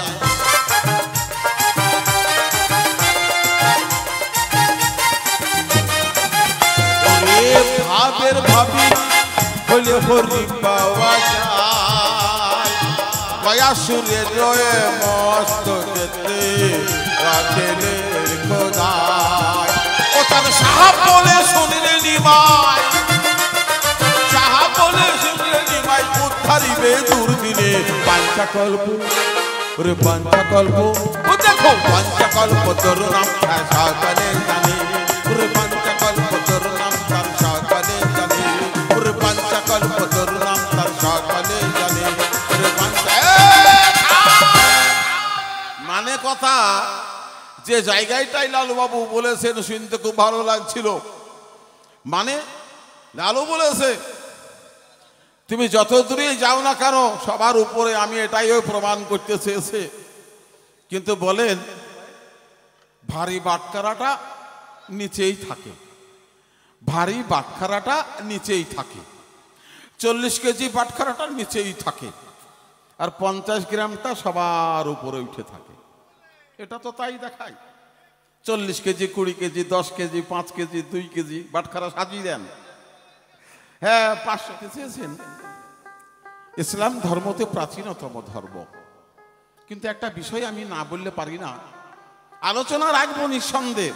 বলে যখন 10 দিন 20 দিন একভাবে 10 ঘন্টা 12 ঘন্টা গান গিয়ে যাবো, কোনো অসুবিধা নাই। তো কমিটি বাবুরা 3 ঘন্টা ধার্য করেছেন সময়, বাড়তে যাবার তো কায়দা নাই। যতই ক্ষমতা থাক না কেন 3 ঘন্টার মধ্যে লাফালাফি হইতে ছুটি 3 ঘন্টা পার হয়ে গেলে নামতেই হবে।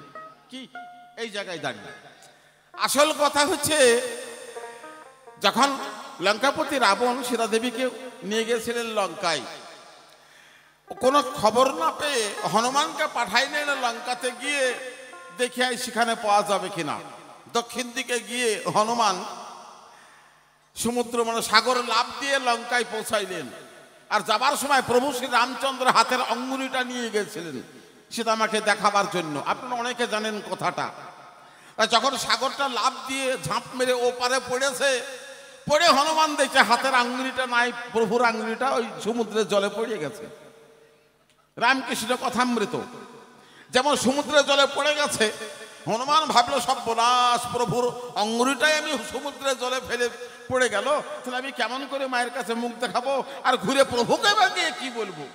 হনুমান বলল সমুদ্রের কেনারে বসে বসে সমুদ্রকে বলছে, বাবা সমুদ্র, মা সমুদ্র, আমার প্রভুর আংটিটা ফিরিয়ে দাও, তা নইলে মাকে আমি উদ্ধার করতে পারবো না।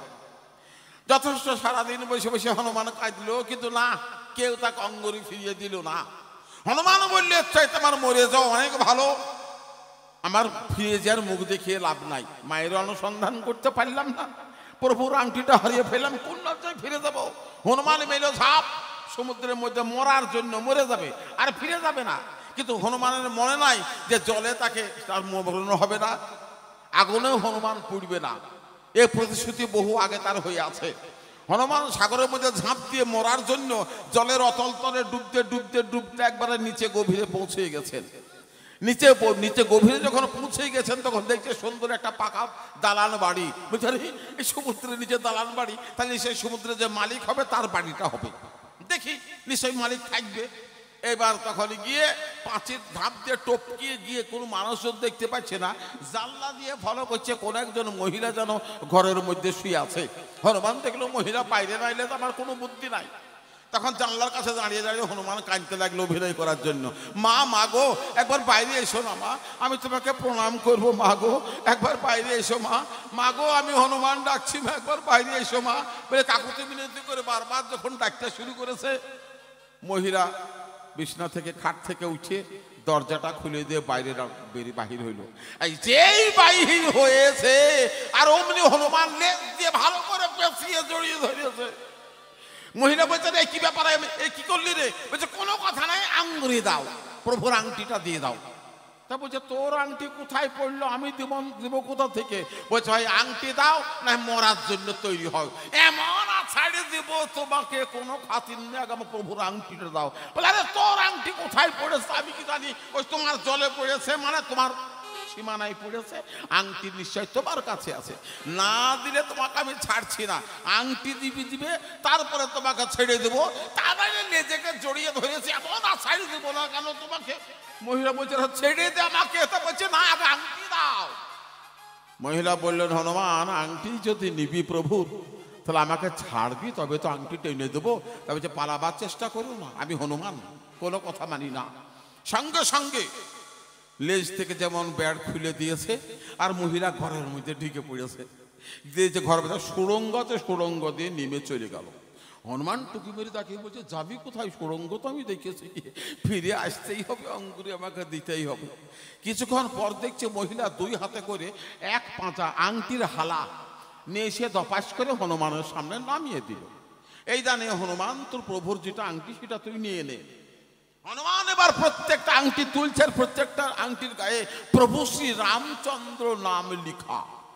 হনুমান বলছে আমার তো একটি আংটি হারাইল, আর এখানে হাজার হাজার আংটি, লাখো লাখো আংটি হারার মধ্যে এত এক পাতা নিয়ে এসে সামনে ফেলে দিল, তাহলে এত আংটির মধ্যে প্রভুর নাম লেখা কেন? হনুমান জিজ্ঞাসা করছে মা এই আংটিগুলোর প্রত্যেকটা আংটির গায়ে হনুমানের নাম, প্রভু শ্রী রামচন্দ্রের নাম লেখা, এত আংটি আমার তো একটা হারিয়েছে। তখন মহিলা বলছে হনুমান তোর তো পিছনে লেজ গজিয়ে গেছে, তুই ব্যাপারটা বুঝবি না, শুনে রাখ। এই যতগুলো আংটি দেখতে পাচ্ছিস ততবার এই পৃথিবীর সৃষ্টি এবং ধ্বংস হয়েছে। প্রতি প্রজন্মে সত্য, ত্রেতা, দাপর এবং কলি 4 যুগ সমন্বয়ে একটা প্রজন্ম।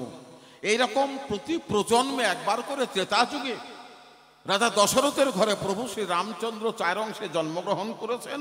ভগবান শ্রীহরি বিষ্ণু এবং প্রতি প্রজন্মে জন্মগ্রহণ করেছেন আর পিতৃসত্য পালনার্থে বনে এসেছেন। আর লঙ্কাপতি রাবণ সীতা দেবীকে চুরি করে লঙ্কায় নিয়ে গেছে। আর হনুমান প্রতি প্রজন্মে মাকে উদ্ধার করার জন্য, মায়ের অনুসন্ধান করার জন্য প্রভু শ্রী রামচন্দ্রের অঙ্গুরি দিয়ে সাগর লাভ দিয়ে লঙ্কায় গেছে। আর প্রতিবার অঙ্গুরিকে কুড়িয়ে কুড়িয়ে আমি রেখে দিয়েছি, কোনোবার আসে নাই হনুমান, শুধু এইবারই এসেছে আংটির সন্ধান। নিয়ে যা তোর প্রভুর আংটি। হনুমান একটা অঙ্গুরি মাত্র নিয়ে অবাক হয়ে ভাবছে এটা কোন মানুষ, এ কোন মেয়ে, এটা আমি থেকে চিনলাম না। আদ্যা সূক্ষ্ম প্রকৃতি, যে প্রকৃতি হইতে বিশ্ব ব্রহ্মাণ্ড সৃষ্টি, তিনি সেখান থেকে তামাশা দেখেছিল। হনুমান অঙ্গুরি নিয়ে লঙ্কায় বিভিন্ন গাছে গাছে ঘুরতে ঘুরতে অবশেষে অশোক কাননে গিয়ে পৌঁছাইলেন। সীতা দেবী অশোক কাননে বসে বসে গাছের গোড়াতে কাঁদছে প্রভু রামচন্দ্রের জন্য। এটা একটা অভিনয়। এবার হনুমান যখন লাফ দিয়ে গাছ থেকে নিচে নেমে সামনে দণ্ডায়মান, তখন হনুমান অবাক হয়ে ভাবছিল আমি যাকে এই পাতালে দেখে আসলাম, যে মহিলাকে আর এই যে মহিলা বসে আছে দুটো এক, এর মধ্যে আমি দুই খুঁজে পেলাম না। কথাটা আমার কি বুঝতে পারছেন? হনুমান বলছে, মাগো, নারী কুলে জন্ম নিয়ে তোমার এত দুঃখ কষ্ট, এত বেদন, এত যন্ত্রণা, তোমার চোখের জলে মায়া নদী বয়ে যায়, তোমার দুঃখতে বৃক্ষ আদি পশু পাখি সকলে খাবে। এ মা, তোমার এত যন্ত্রণা নিয়ে তুমি কেমন করে গাছের গোড়ায় বসে আছো?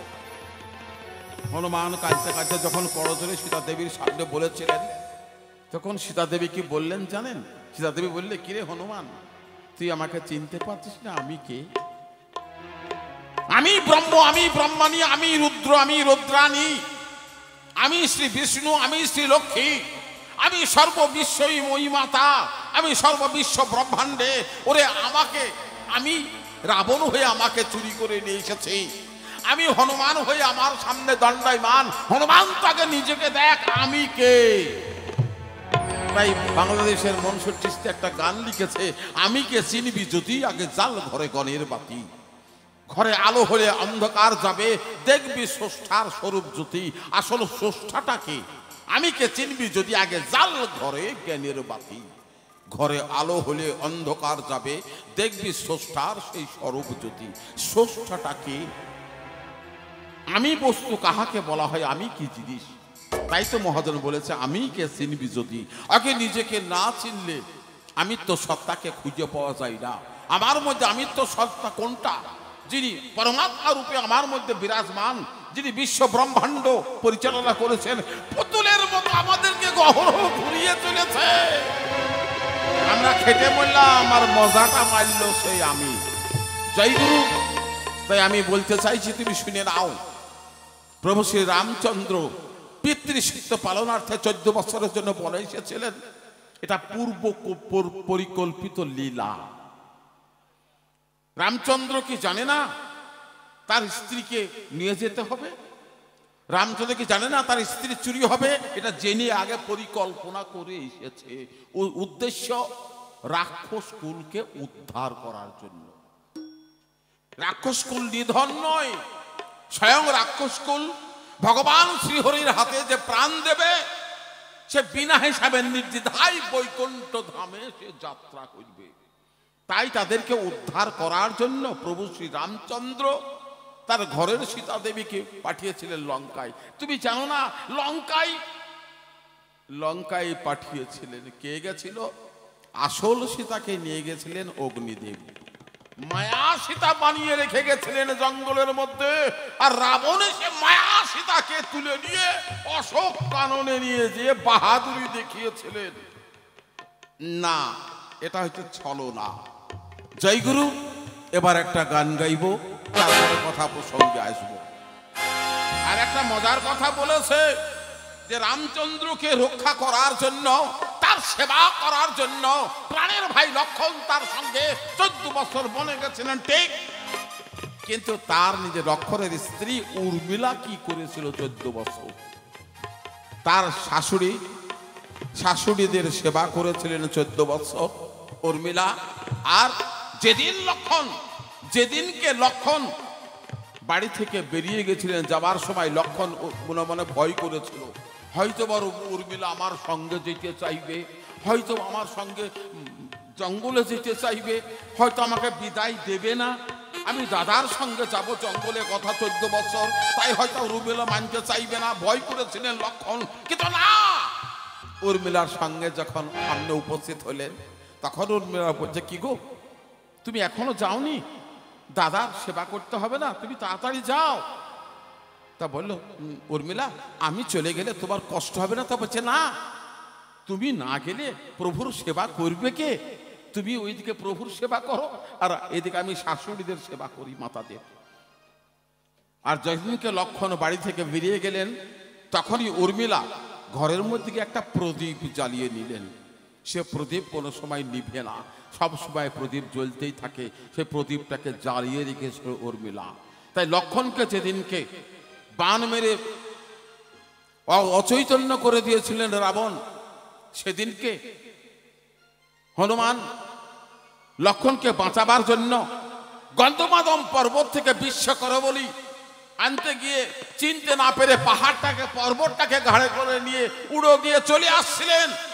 আর আসার সময়ে নিচ থেকে অযোধ্যার উপর দিয়ে আসছিলেন, আর নিচ থেকে সঙ্গে সঙ্গে অমনি ভরত বাণ ছুড়ে দিয়ে কোনো শত্রু ভেবে হনুমানকে ফেলে দিয়েছিলেন নিচে। হনুমান তো বাণ খেয়ে অচৈতন্য, আর চিৎকার করে হনুমান বলছে জয় শ্রীরাম, জয় শ্রীরাম, জয় শ্রীরাম, হে প্রভু জয় শ্রীরাম। ভরত বলল রে জয় শ্রীরাম বলছে, তাহলে নিশ্চয় আমার দাদার কেউ ভক্ত হবে, দেখ দেখ ওটা কে। হনুমানকে সুস্থ করিয়ে বলছে কি খবর? তা বলছে প্রভু লক্ষণকে বাণ মেরে অচৈতন্য করে দিয়েছে, লক্ষণ মরে যাবে, সূর্যদেব না ওঠার আগে যদি আমি না পৌঁছাতে পারি তাহলে আমি লক্ষণকে আর বাঁচাইতে পারবো না। তাই গন্ধমাদম পর্বত থেকে বিশ্বকর্মা বলি একদম চিনতে না পেরে গোটা পর্বতটাই মাথায় করে নিয়ে যাচ্ছিলাম। তা আমি না যদি সূর্য উঠে যাই, সূর্যদেব উঠে যাই, তাহলে লক্ষণকে বাঁচানো যাবে না। তখন দাঁড়িয়ে দাঁড়িয়ে উর্মিলা হাসছে। হনুমান অবাক হয়ে বলছে যার স্বামী আজ মৃত্যু মুখে পতিত অচৈতন্য হয়ে পড়ে আছে, আর তার স্ত্রী বাড়িতে দাঁড়িয়ে দাঁড়িয়ে হাসছে, আস্তে আস্তে আগিয়ে গিয়ে বলছে মা মাগো তোমার স্বামী মৃত্যুর সঙ্গে পাঞ্জা লড়ছে, অচৈতন্য কোনো জ্ঞান নাই, আর তুমি সেই সংবাদ শুনে হাসছ। তখন উর্মিলা বলেছিল হনুমান আমার স্বামীর কিচ্ছু হয়নি, সে কিছুক্ষণের জন্য প্রভুর কোলে মাথা রেখে বিশ্রাম করছে। আমার স্বামীর কিছু হয়নি, হতে পারে না, হবে না। আমার স্বামী তার প্রভুর সেবা এতদিন করছিল তো, তাই কিছুক্ষণকার জন্য প্রভুর কোলে মাথা রেখে বিশ্রাম করছে। আমার স্বামীর যে কিছু হবে না আমি সেটা জানি বলে কেমন করে বলছে ওই দেখ আমার প্রদীপ জ্বলছে, প্রদীপের আলোর আমি কোনো উঁচু নিচু খুঁজে পাইনি, এক সমান ভাবেই জ্বলছে। তার মানে আমার স্বামী জিন্দা আছে, জিন্দা থাকবে, জিন্দা ছিল, আমার স্বামী কখনোই মরবে না। তাই বলবো এ সমস্ত পূর্ব পরিকল্পিত লীলা যাহা ভগবান শ্রী রামচন্দ্র মানবের মধ্যে এসে একটা প্রেম, একটা লীলা দেখিয়ে গেছে। যে আলোচনা প্রসঙ্গে যাচ্ছিলাম, আসলে আমরা জানি এই বিশ্ব ব্রহ্মাণ্ডের স্রষ্টা বিধাতা একটা মালিক আছে, নিয়ন্ত্রণকারী আছে, যিনি বিশ্ব ব্রহ্মাণ্ডকে নিয়ন্ত্রণ করে চলেছে। তাকে কেউ ভগবান বলে, কেউ ঈশ্বর বলে, কেউ আল্লাহ বলে, কেউ গড বলে আমরা মনে করি। সাধুগুরু ভাষায় যেটুকু আমরা সাধুগুরুর দ্বারে সংগ্রহ খুঁজে পেয়েছি, শাস্ত্রপটে যাহা পেয়েছি, সেই জায়গায় দাঁড়িয়ে আমাদের কথাবার্তা আলোচনা অবশ্যই থাকবে। আর শুধু গানের ফাঁকে ফাঁকে দুটো কথা না বললেও বুঝতে অসুবিধা হবে বলে আমরা কথাটা আলোচনা করি। আসল কথা ভগবান শ্রীহরি, ভগবান শ্রীকৃষ্ণ রূপে তাৎপর্যক লীলায় অবতার হয়ে অবতীর্ণ হয়েছিলেন। দুষ্টের দমন, সৃষ্টির পালন যুগে যুগে করেছেন আমার প্রভু নারায়ণ। ভগবান শ্রীহরি যুগে যুগে অধর্মকে বিনাশ করেছেন, ধর্মকে স্থাপন করার জন্য ভগবান শ্রীহরি স্বর্গ ছেড়ে এই মর্তধামে এসে মানব লীলায় মত্ত হয়েছেন। নিজেরাই এসে আমাদেরকে দেখিয়ে গেছেন মানব লীলা, দুষ্টকে দমন করা। যখন পৃথিবী অধর্ম পথে গেছে, গ্লানিতে ভরে গেছে, তখনই ভগবান শ্রীহরি যুগে যুগে অবতার হয়ে অবতীর্ণ হয়েছেন শুধু এই মানুষকে উদ্ধার করার জন্য। সৃষ্টির সেরা জীব এই মানুষ, সবার উপরে মানুষ সত্য, তাহার উপরে নাই।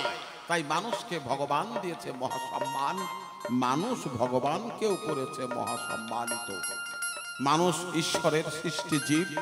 আমরা এই জায়গাতে দাঁড়িয়ে দাপরযুগ লীলায় ভগবান শ্রীকৃষ্ণ কুরুক্ষেত্রের মাঠে যুদ্ধ বাঁধিয়ে দিয়েছিলেন। কেন? কারণ দুষ্টকে বিনাশ করা। ধৃতরাষ্ট্রের পুত্র দুর্যোধন শতভাই আত্ম অহংকারে পঞ্চ পাণ্ডবদেরকে দূরে ছুড়ে ফেলে দিয়েছিলেন।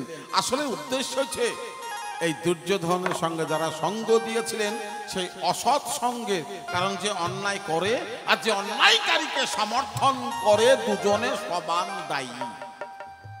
যার জন্য ভীষ্ম কি জানতো না যে দুর্যোধন অন্যায় করছে? বিদুর কি জানতো না দুর্যোধন অন্যায় করছে? দ্রোণ বীর তিনি কি জানতেন না যে দুর্যোধন অন্যায় করছে? কর্ণ জানতো দুর্যোধন অন্যায় করছে, তবুও তারা সেই সাপোর্ট করেছে। ভগবান শ্রীকৃষ্ণ ধৃতরাষ্ট্রকে বারবার বুঝিয়েছিলেন তোমরা 5 ভাইকে সামান্য ভেবে তাদেরকে অবজ্ঞা করে দূরে ছুঁড়ে ফেলে দিয়েছ। তাদের নিজস্ব বাবার সম্পত্তি যেটুকু অংশ পাবার দরকার তাকে সেটা না দিয়ে তাদেরকে এমনকি ভীমকে বিষ খাইয়ে মারার চেষ্টা করা হয়েছে এবং আগুনের চতুর্গৃহ সাজিয়ে ঘরের মধ্যে ভরে দিয়ে আগুন লাগিয়ে পুড়িয়ে মারার চেষ্টা করা হয়েছে। 5 ভাইকে অত্যাচার করেছে যুদ্ধধন সহ। সেই অপরাধের কারণে তারা ধ্বংস হবে। তাই ভগবান শ্রীকৃষ্ণ ধৃতরাষ্ট্রকে বারবার বলল যে তোমার ছেলে চরম অন্যায় করে চলেছে, তুমি ছেলেকে তাকে সংশোধন করার চেষ্টা করো। ধৃতরাষ্ট্র বলেছেন আমি নিরুপায়। তখন ভগবান শ্রীকৃষ্ণ ধৃতরাষ্ট্রকে বললেন যে জঙ্গলের মধ্যে একটা গাছের ডালে ছোট্ট একটা পাখি বাসা করে বাস করত। আর এই পাখির বাসা দুটো বাচ্চা নিয়ে পাখি বড় আনন্দে সেই বাসার মধ্যে থাকতো। কর্কটি পাখি এমন সময় একটা হাতির পাল সেই গাছের গোড়া দিয়ে যেতে গিয়ে একটা হাতি ওই ডালটাকে মুচড়িয়ে সুরে করে ধরে নিয়ে দুমড়িয়ে বাসা সহ নিজের পেটে ঢুকিয়ে দিল। অর্থাৎ বাচ্চাগুলোও চিবিয়ে খেয়ে নিল, গাছের পাতাগুলো খেলো, আর পাখিটা উড়ে দূরে পালিয়ে গেল। কর্কটি হাতির পাল যখন চলে গেল, কর্কটি পাখি দেখলো আমার বাচ্চা দুটোকে শেষ করে দিল। কেমন করে আমি হাতিকে মারবো? আমি তো ছোট্ট একটা কর্কটি পাখি, হাতির পালের আমি কি করতে পারি? কর্কটি পাখি তখন চলে গেল বনের মধ্যে। সমস্ত বাঘ সিংহদেরকে ডেকে সবার কাছে বলল আমার দুটো বাচ্চা ছিল বাসার মধ্যে, সেই বাসা সহ বাচ্চা সহ হাতিতে খেয়ে নিয়েছে। তাই আপনারা বিচার করুন এবং হাতিকে শাস্তি দেওয়ার ব্যবস্থা করুন। বনের বাঘ ভাল্লুক বলল আমরা হাতির কিছু করতে পারবো না, হাতির পালের যা অত্যাচার, তাদের ভয়ে আমরা অস্থির, হাতির আমরা কিছুই করতে পারবো না। পশু পাখি যখন পশুরা না করে দিলেন তখন বিভিন্ন পাখিদেরকে ডাকলেন।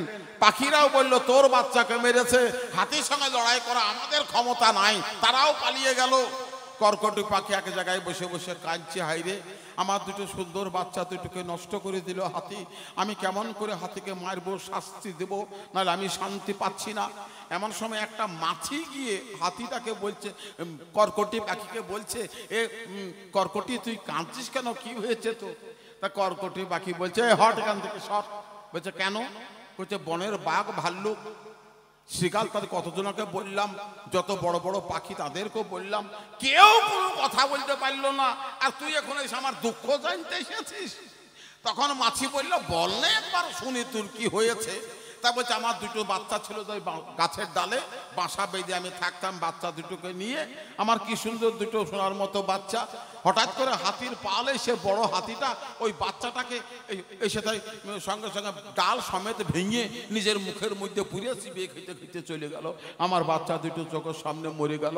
আমি বাসা থেকে উড়ে পালিয়ে গিয়ে অন্য ডালে বসে আমি কিছু করতে পারলাম না হাতিটার, এটাই আমার মনে দুঃখ থেকে যাচ্ছে, ওই জন্য আমি কাঁদছি বসে। বনের বাঘ ভাল্লুকদেরকে বললাম কেউ রাজি হলো না, আমি কত পাখিদেরকে বললাম কেউ রাজি হলো না, আমি পাত্র সামান্য মাছি, আমার তুই কি করবি? মাছি বললে পারবো, আমিই করতে। বল কি পারবো? বলে তোর তো সুন্দর ছুঁচলো ঠোঁট আছে না? বলে আছে। তুই এক কাজ কর, ওই হাতিটার দেখা ঘুমাইছে, তুই চুপচুপ করে গিয়ে হাতিটার চোখের নিচে বসবি, বসে জোরে খচাম করে একবার ঠোকা মারবি, তাহলে চোখটা ফুটি হয়ে যাবে, যেন রক্ত বাহির হয় এরকম করে ফুটিয়ে দিয়ে পালিয়ে আসবি। আবার ওই যখন চোখ নটাপটি করবে উড়ে আবার অন্য চোখে বসে জোরে মারবে, খুঁজছে একবার ঠকর, আর অমনি এই চোখটা ফুটি হয়ে যাবে, 2 চোখ দিয়ে রক্ত বাই করে দে, তারপর আমাদের কাজ আমরা দেখে নিচ্ছি, তোর কোনো চিন্তা নাই।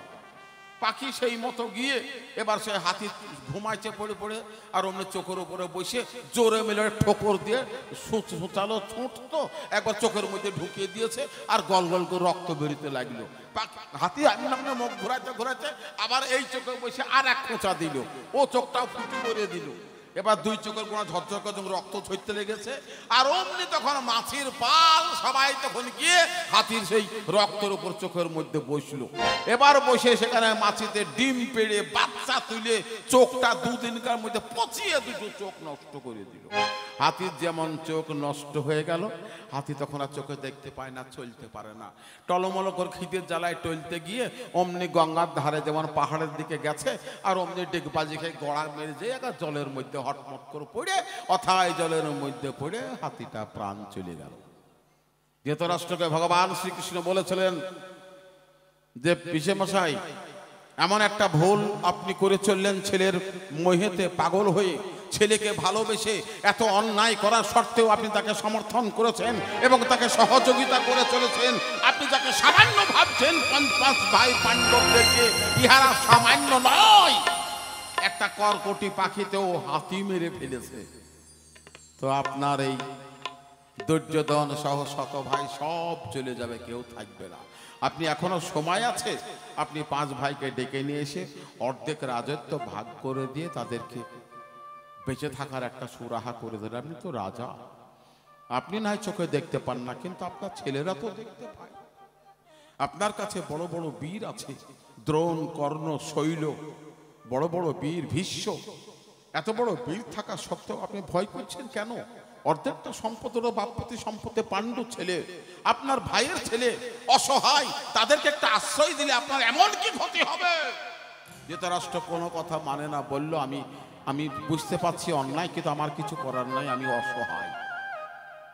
দুর্যোধন অন্যায়কে সমর্থন করার জন্য তখন বাধ্য হয়ে ভগবান শ্রীকৃষ্ণকে ধর্মকে স্থাপন করার জন্য কুরুক্ষেত্রের মাঠে অর্জুনের রথের সারথি হয়েছিলেন। শুধু অর্জুনের রথ নয়, গোটা পৃথিবী মানুষের দেহরথের সারথি ভগবান শ্রীকৃষ্ণ। তার সঙ্গে আসলে আমাদের সম্বন্ধ নাই বলে আমরা দেখতে পাচ্ছি না, আর যে তাকে সমর্থন, যার সঙ্গে সম্বন্ধ গড়ে উঠেছে, সে বিশ্বরূপ দর্শন করেছেন। নিতাই গৌর হরি বল, হরি বল, হরি বল, হরি বল, হরি বল, হরি বল। এইবার আসো, যে কথাটা আমি না বললে পারি না, আমাকে বলতে বাধ্য হবে। লাল মাহমুদ ফকির, তোমাদের মধ্যে মুসলমানদের মধ্যে কাউকে কালো পোশাক পরা দেখতে পাচ্ছি। কেউ বা হাতে চিমটি নিয়ে বেড়ায়, কেউ বা হাতে মালা নিয়ে বেড়ায়, কারো মাজারে দেখে ধূপধুপা আগরবাতি চলে, কারো মাজারে দেখে আবার শিয়াল কুত্তাতে পেচ্ছাপ করে দেয়। তোমার এই তত্ত্ব কথা বলার কারণটা কি? তোমাদের ইসলামের মধ্যে 2টো ভাগ দেখতে পাই, একজন আর একজনকে সয় না। তোমাদের এতই যদি শান্তির ধর্ম, তোমাদের মধ্যে বিভেদ, অরাজকতা সময় সময় দেখতে পাই। আমার বেলডাঙ্গা থানা বাড়ি, তো আমি বহু লীলা দেখেছি, যার জন্য আমি বলবো তোমাদের ধর্মটা কেমন একটা জায়গায়। ধাতু মন প্রত্যয় ধর্ম, পৃথিবীতে যাহা কিছু ভালো কর্ম তাহা ধর্ম বলিয়া গণ্য হইয়াছে। ধর্মের অপর নামে ধারণ করো, কু বা খারাপ যাহা তাহা বর্জন করো। ভালো কর্ম সমূহ ধারণ করাই ধর্মের মূল ধারা। তুমি সেই ধর্ম জায়গাটাতে ঠিক দাঁড়িয়ে থাকো, আমরা জানি। এইবার একখানা গান গাইব আমি, আর লাল মাহমুদ ফকিরকে বলবো যে তোমাদের নানান মত পথের মূল কারণগুলো কি। আমি জানি তোমাদের মধ্যে অনেক ভুল ভ্রান্তি আমি দেখতে পাই, বিশেষ করে তোমাদের মধ্যে নানান রকম জিনিস আমি খুঁজে পেয়েছি। একজন বাদশাহ হয়েও সে জান্নাত পয়সা দিয়ে কিনতে পারে নাই, এবং নিজে তার বিবি কিনেছিল অথচ সে কিনতে পারে নাই। তার মূল কারণটা কি? আরো জানি যে একই সময়ে একই মুহূর্তের মধ্যে তোমাদের এমন এক সাধক ছিল যিনি বিভিন্ন জায়গায় অবস্থান করেন।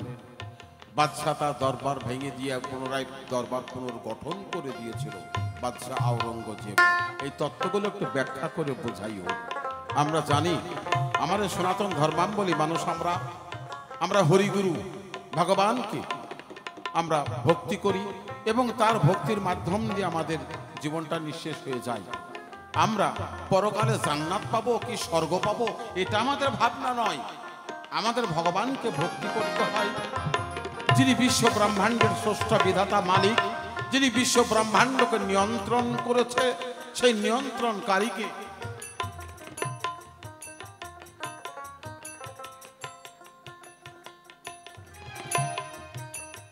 তাই আমি বলবো সময় আমাদের শেষের দিকে, তাই আমরা সনাতন ধর্ম মানুষ, আমরা হরিগুরু রামকৃষ্ণ সকলকেই ভক্তি করি, গৌর সুন্দর, যাদের মাধ্যম দিয়ে আমরা মুক্তির বাসনা করি। আমরা মূরতি বিশ্বাসী এবং জানি ভগবান শ্রীহরি ভক্তির মাধ্যম দিয়ে মূরতি প্রতিষ্ঠা করে তার কাছ থেকে আমরা আশীর্বাদ গ্রহণ করি।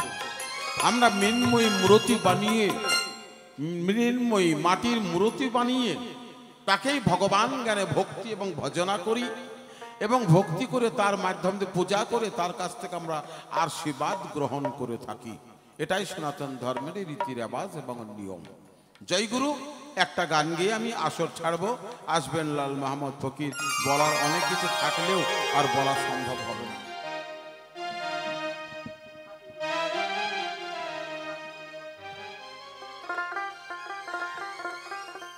বসে বসে শুনছিলাম,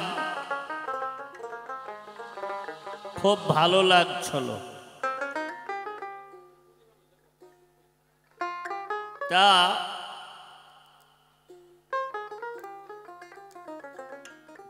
আমার মাত্র কয়েক মিনিট হাতে সময়, তা যেগুলো জিজ্ঞাসা রেখেছে সময় যাই থাক না কেন সেগুলো তো অবশ্যই দিতে হবে। বলল তোমার মত পথ এত, এই যে মত পথের কথাটা তুমি একটু পরিষ্কার করে বলো। বিশ্বনবী হযরত মুহাম্মদ সাল্লাল্লাহু আলাইহি সাল্লাম তিনি যখন এহ জগৎ থেকে পরজগতে যাবেন তখন একটি ধর্মসভা করেছিলেন, যে সভায় 1,25,000 ভক্তের সমাবেশ হয়েছিল। তা সেই সমাবেশে বলেছিলেন যে আমার এটা শেষ ভাষণ। তেনার একটি বাণী আছে যেটাকে সহিহ বুখারী শরীফের ভিতরে উল্লেখ করেছে, লাকুম দিনকুম ওলিয়াদ্দিন। বিশ্বনবী হযরত মুহাম্মদ বলে নাই যে আমার ধর্ম, আমি যে ধর্ম প্রচার করিলাম সেটাই সত্য, আর যারা ধর্ম করে তাদেরগুলো সঠিক নয়, এ কথা কিন্তু বিশ্বনবী বলে নাই। বিশ্বনবী বলেছিলেন লাকুম দিনকুম ওলিয়াদ্দিন, তুমি যে ধর্ম করছো তোমারটাও সুন্দর, আমি যে ধর্ম করি আমারটাও সুন্দর।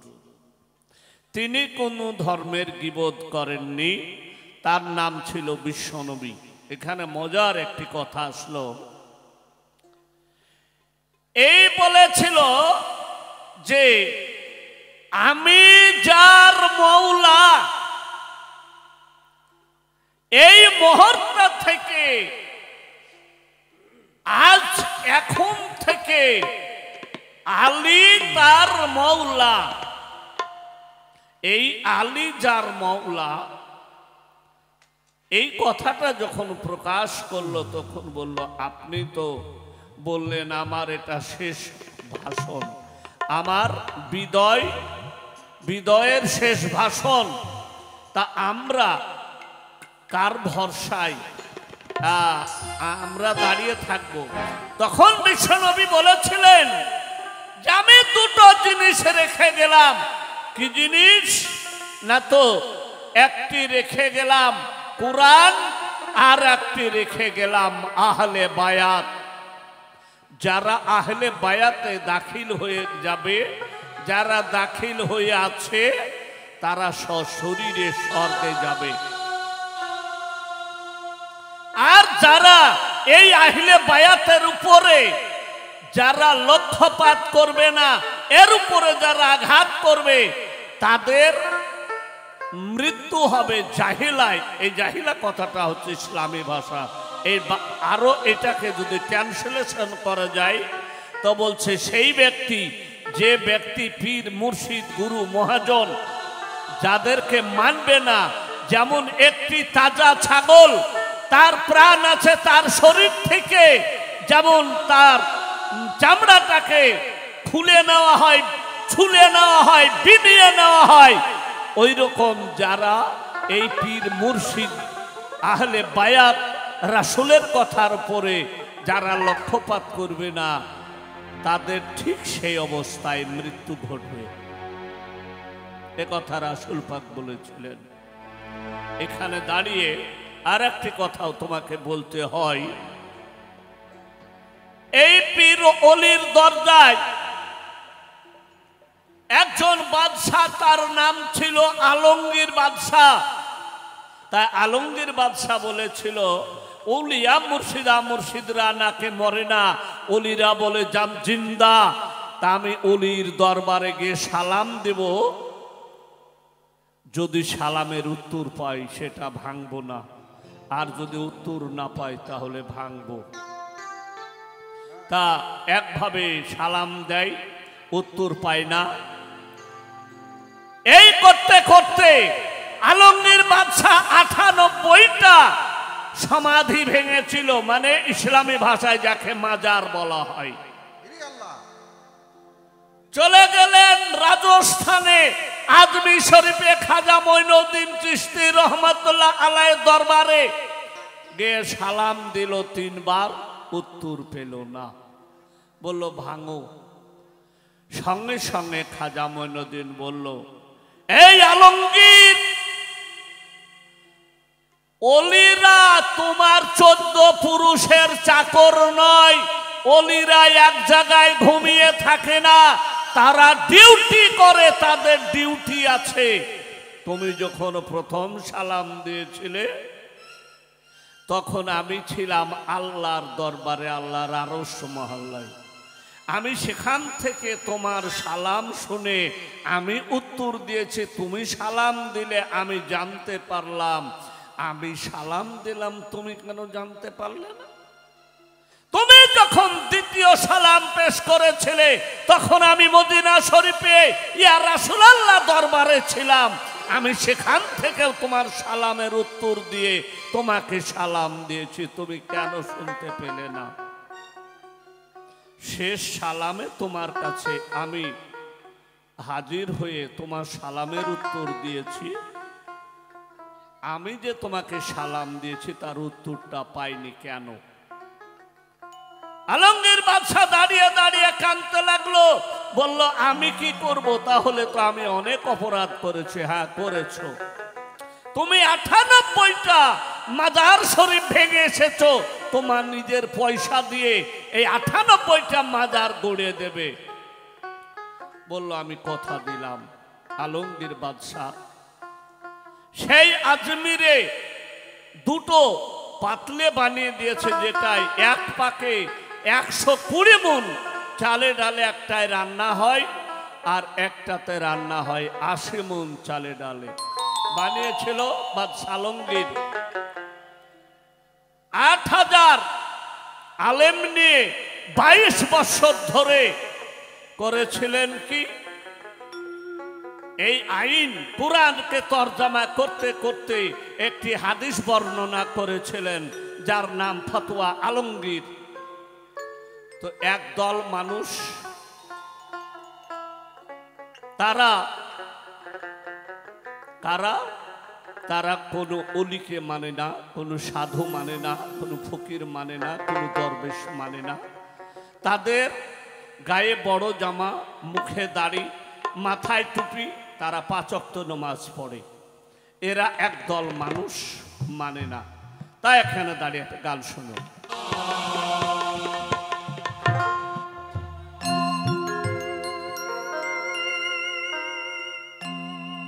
ওরে রাসূলকে দেখিলে যদি, ওরে আল্লাহ দেখা হয়ে যায়, তার হয়ে যায়। মিমের পর্দা তুলে দেখো সামনে আল্লাহ কথা। তাই আমি আগে বলেছিলাম আল্লাহকে দেখা যায় যদি কারো চোখ থাকে।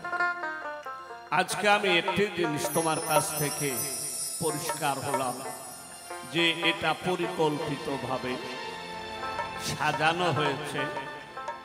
সুন্দর লাগলো তোমার একটি কথা শুনে, যার জন্য ভালোকে ভালো বলতে হবে। আর যদি ভালোকে না ভালো বলা যায় তাহলে অপরাধ হবে। নিশ্চয়ই আমার এই গানের ভাষা তুমি বুঝতে পারবে যে আল্লাহকে দেখা যায়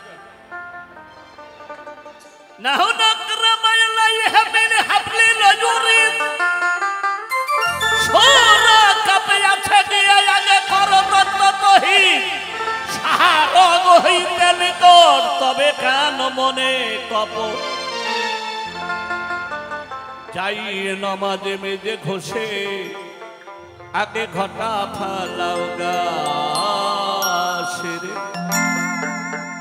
যেমন রাসূল পাক পাঞ্জেখানা 5 ওয়াক্ত নামাজ পড়তেন, এটা বিজ্ঞানসম্মত একটি ব্যায়াম।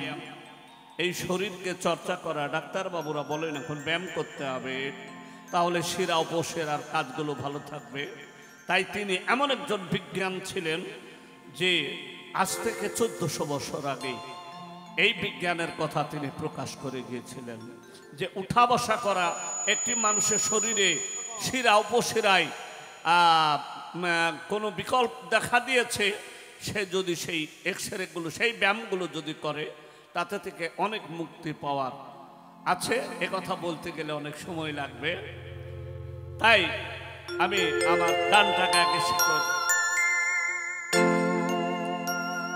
ওরে রাসূলকে দেখিলে যদি, রাসূলকে দেখিলে যদি আল্লাহ দেখা হয়ে যাই হয়ে যায়, মিমের পর্দা তুলে দেখো সামনে আল্লাহ কথা কয়, মিমের পর্দা তুলে দেখো সামনে আল্লাহ কথা কয়।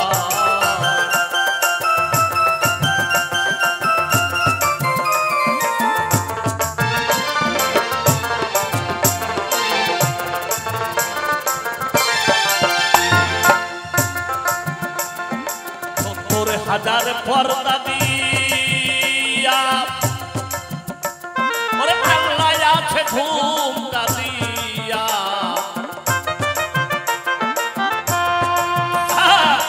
আল্লাহ আছে ঘুমটা গো দিয়া।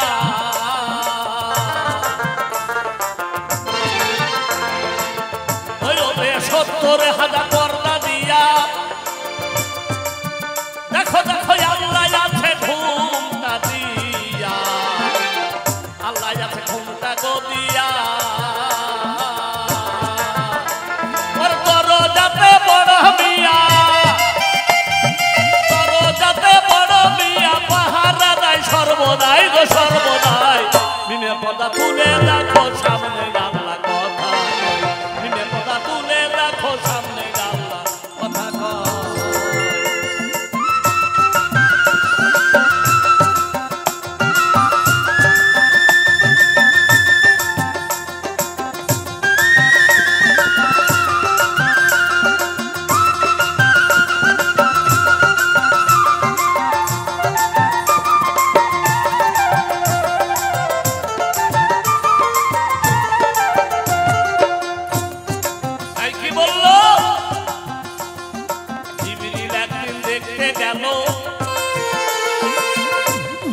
দেখা বস্তু দেখে গেল, দেখা বস্তু দেখে গেল,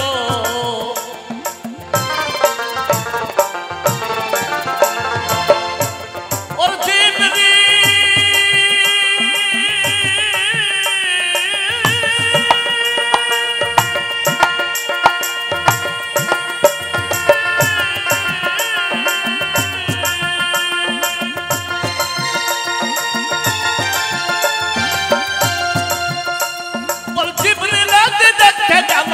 দেখা বস্তু দেখে গেল, দেখা বস্তু দেখে গেল।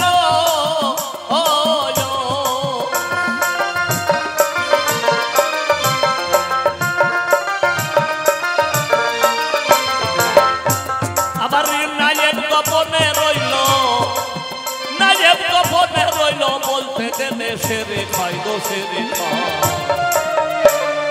মিমের পর্দা তুলে দেখো সামনে আল্লাহ কথা কয়,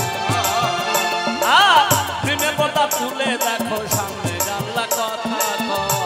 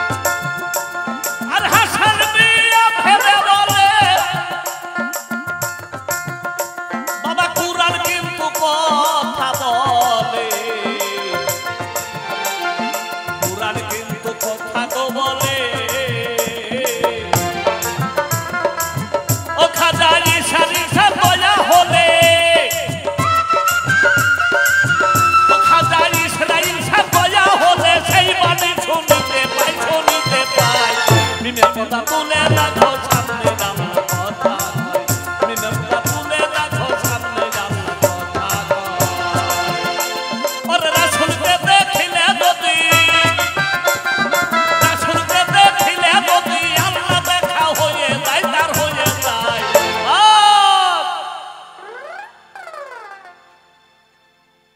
রাসূলে মিনান ফাসিকুম কয় যে রাসূল তোমার মধ্যে রয় তা সেই রাসূলকে যে দেখে নিল সে আল্লাহকে দেখে নিল আল্লাহকে দেখা যায় আগে বলেছেন আমি বলছি না আইন বলছে কোরআন বলছে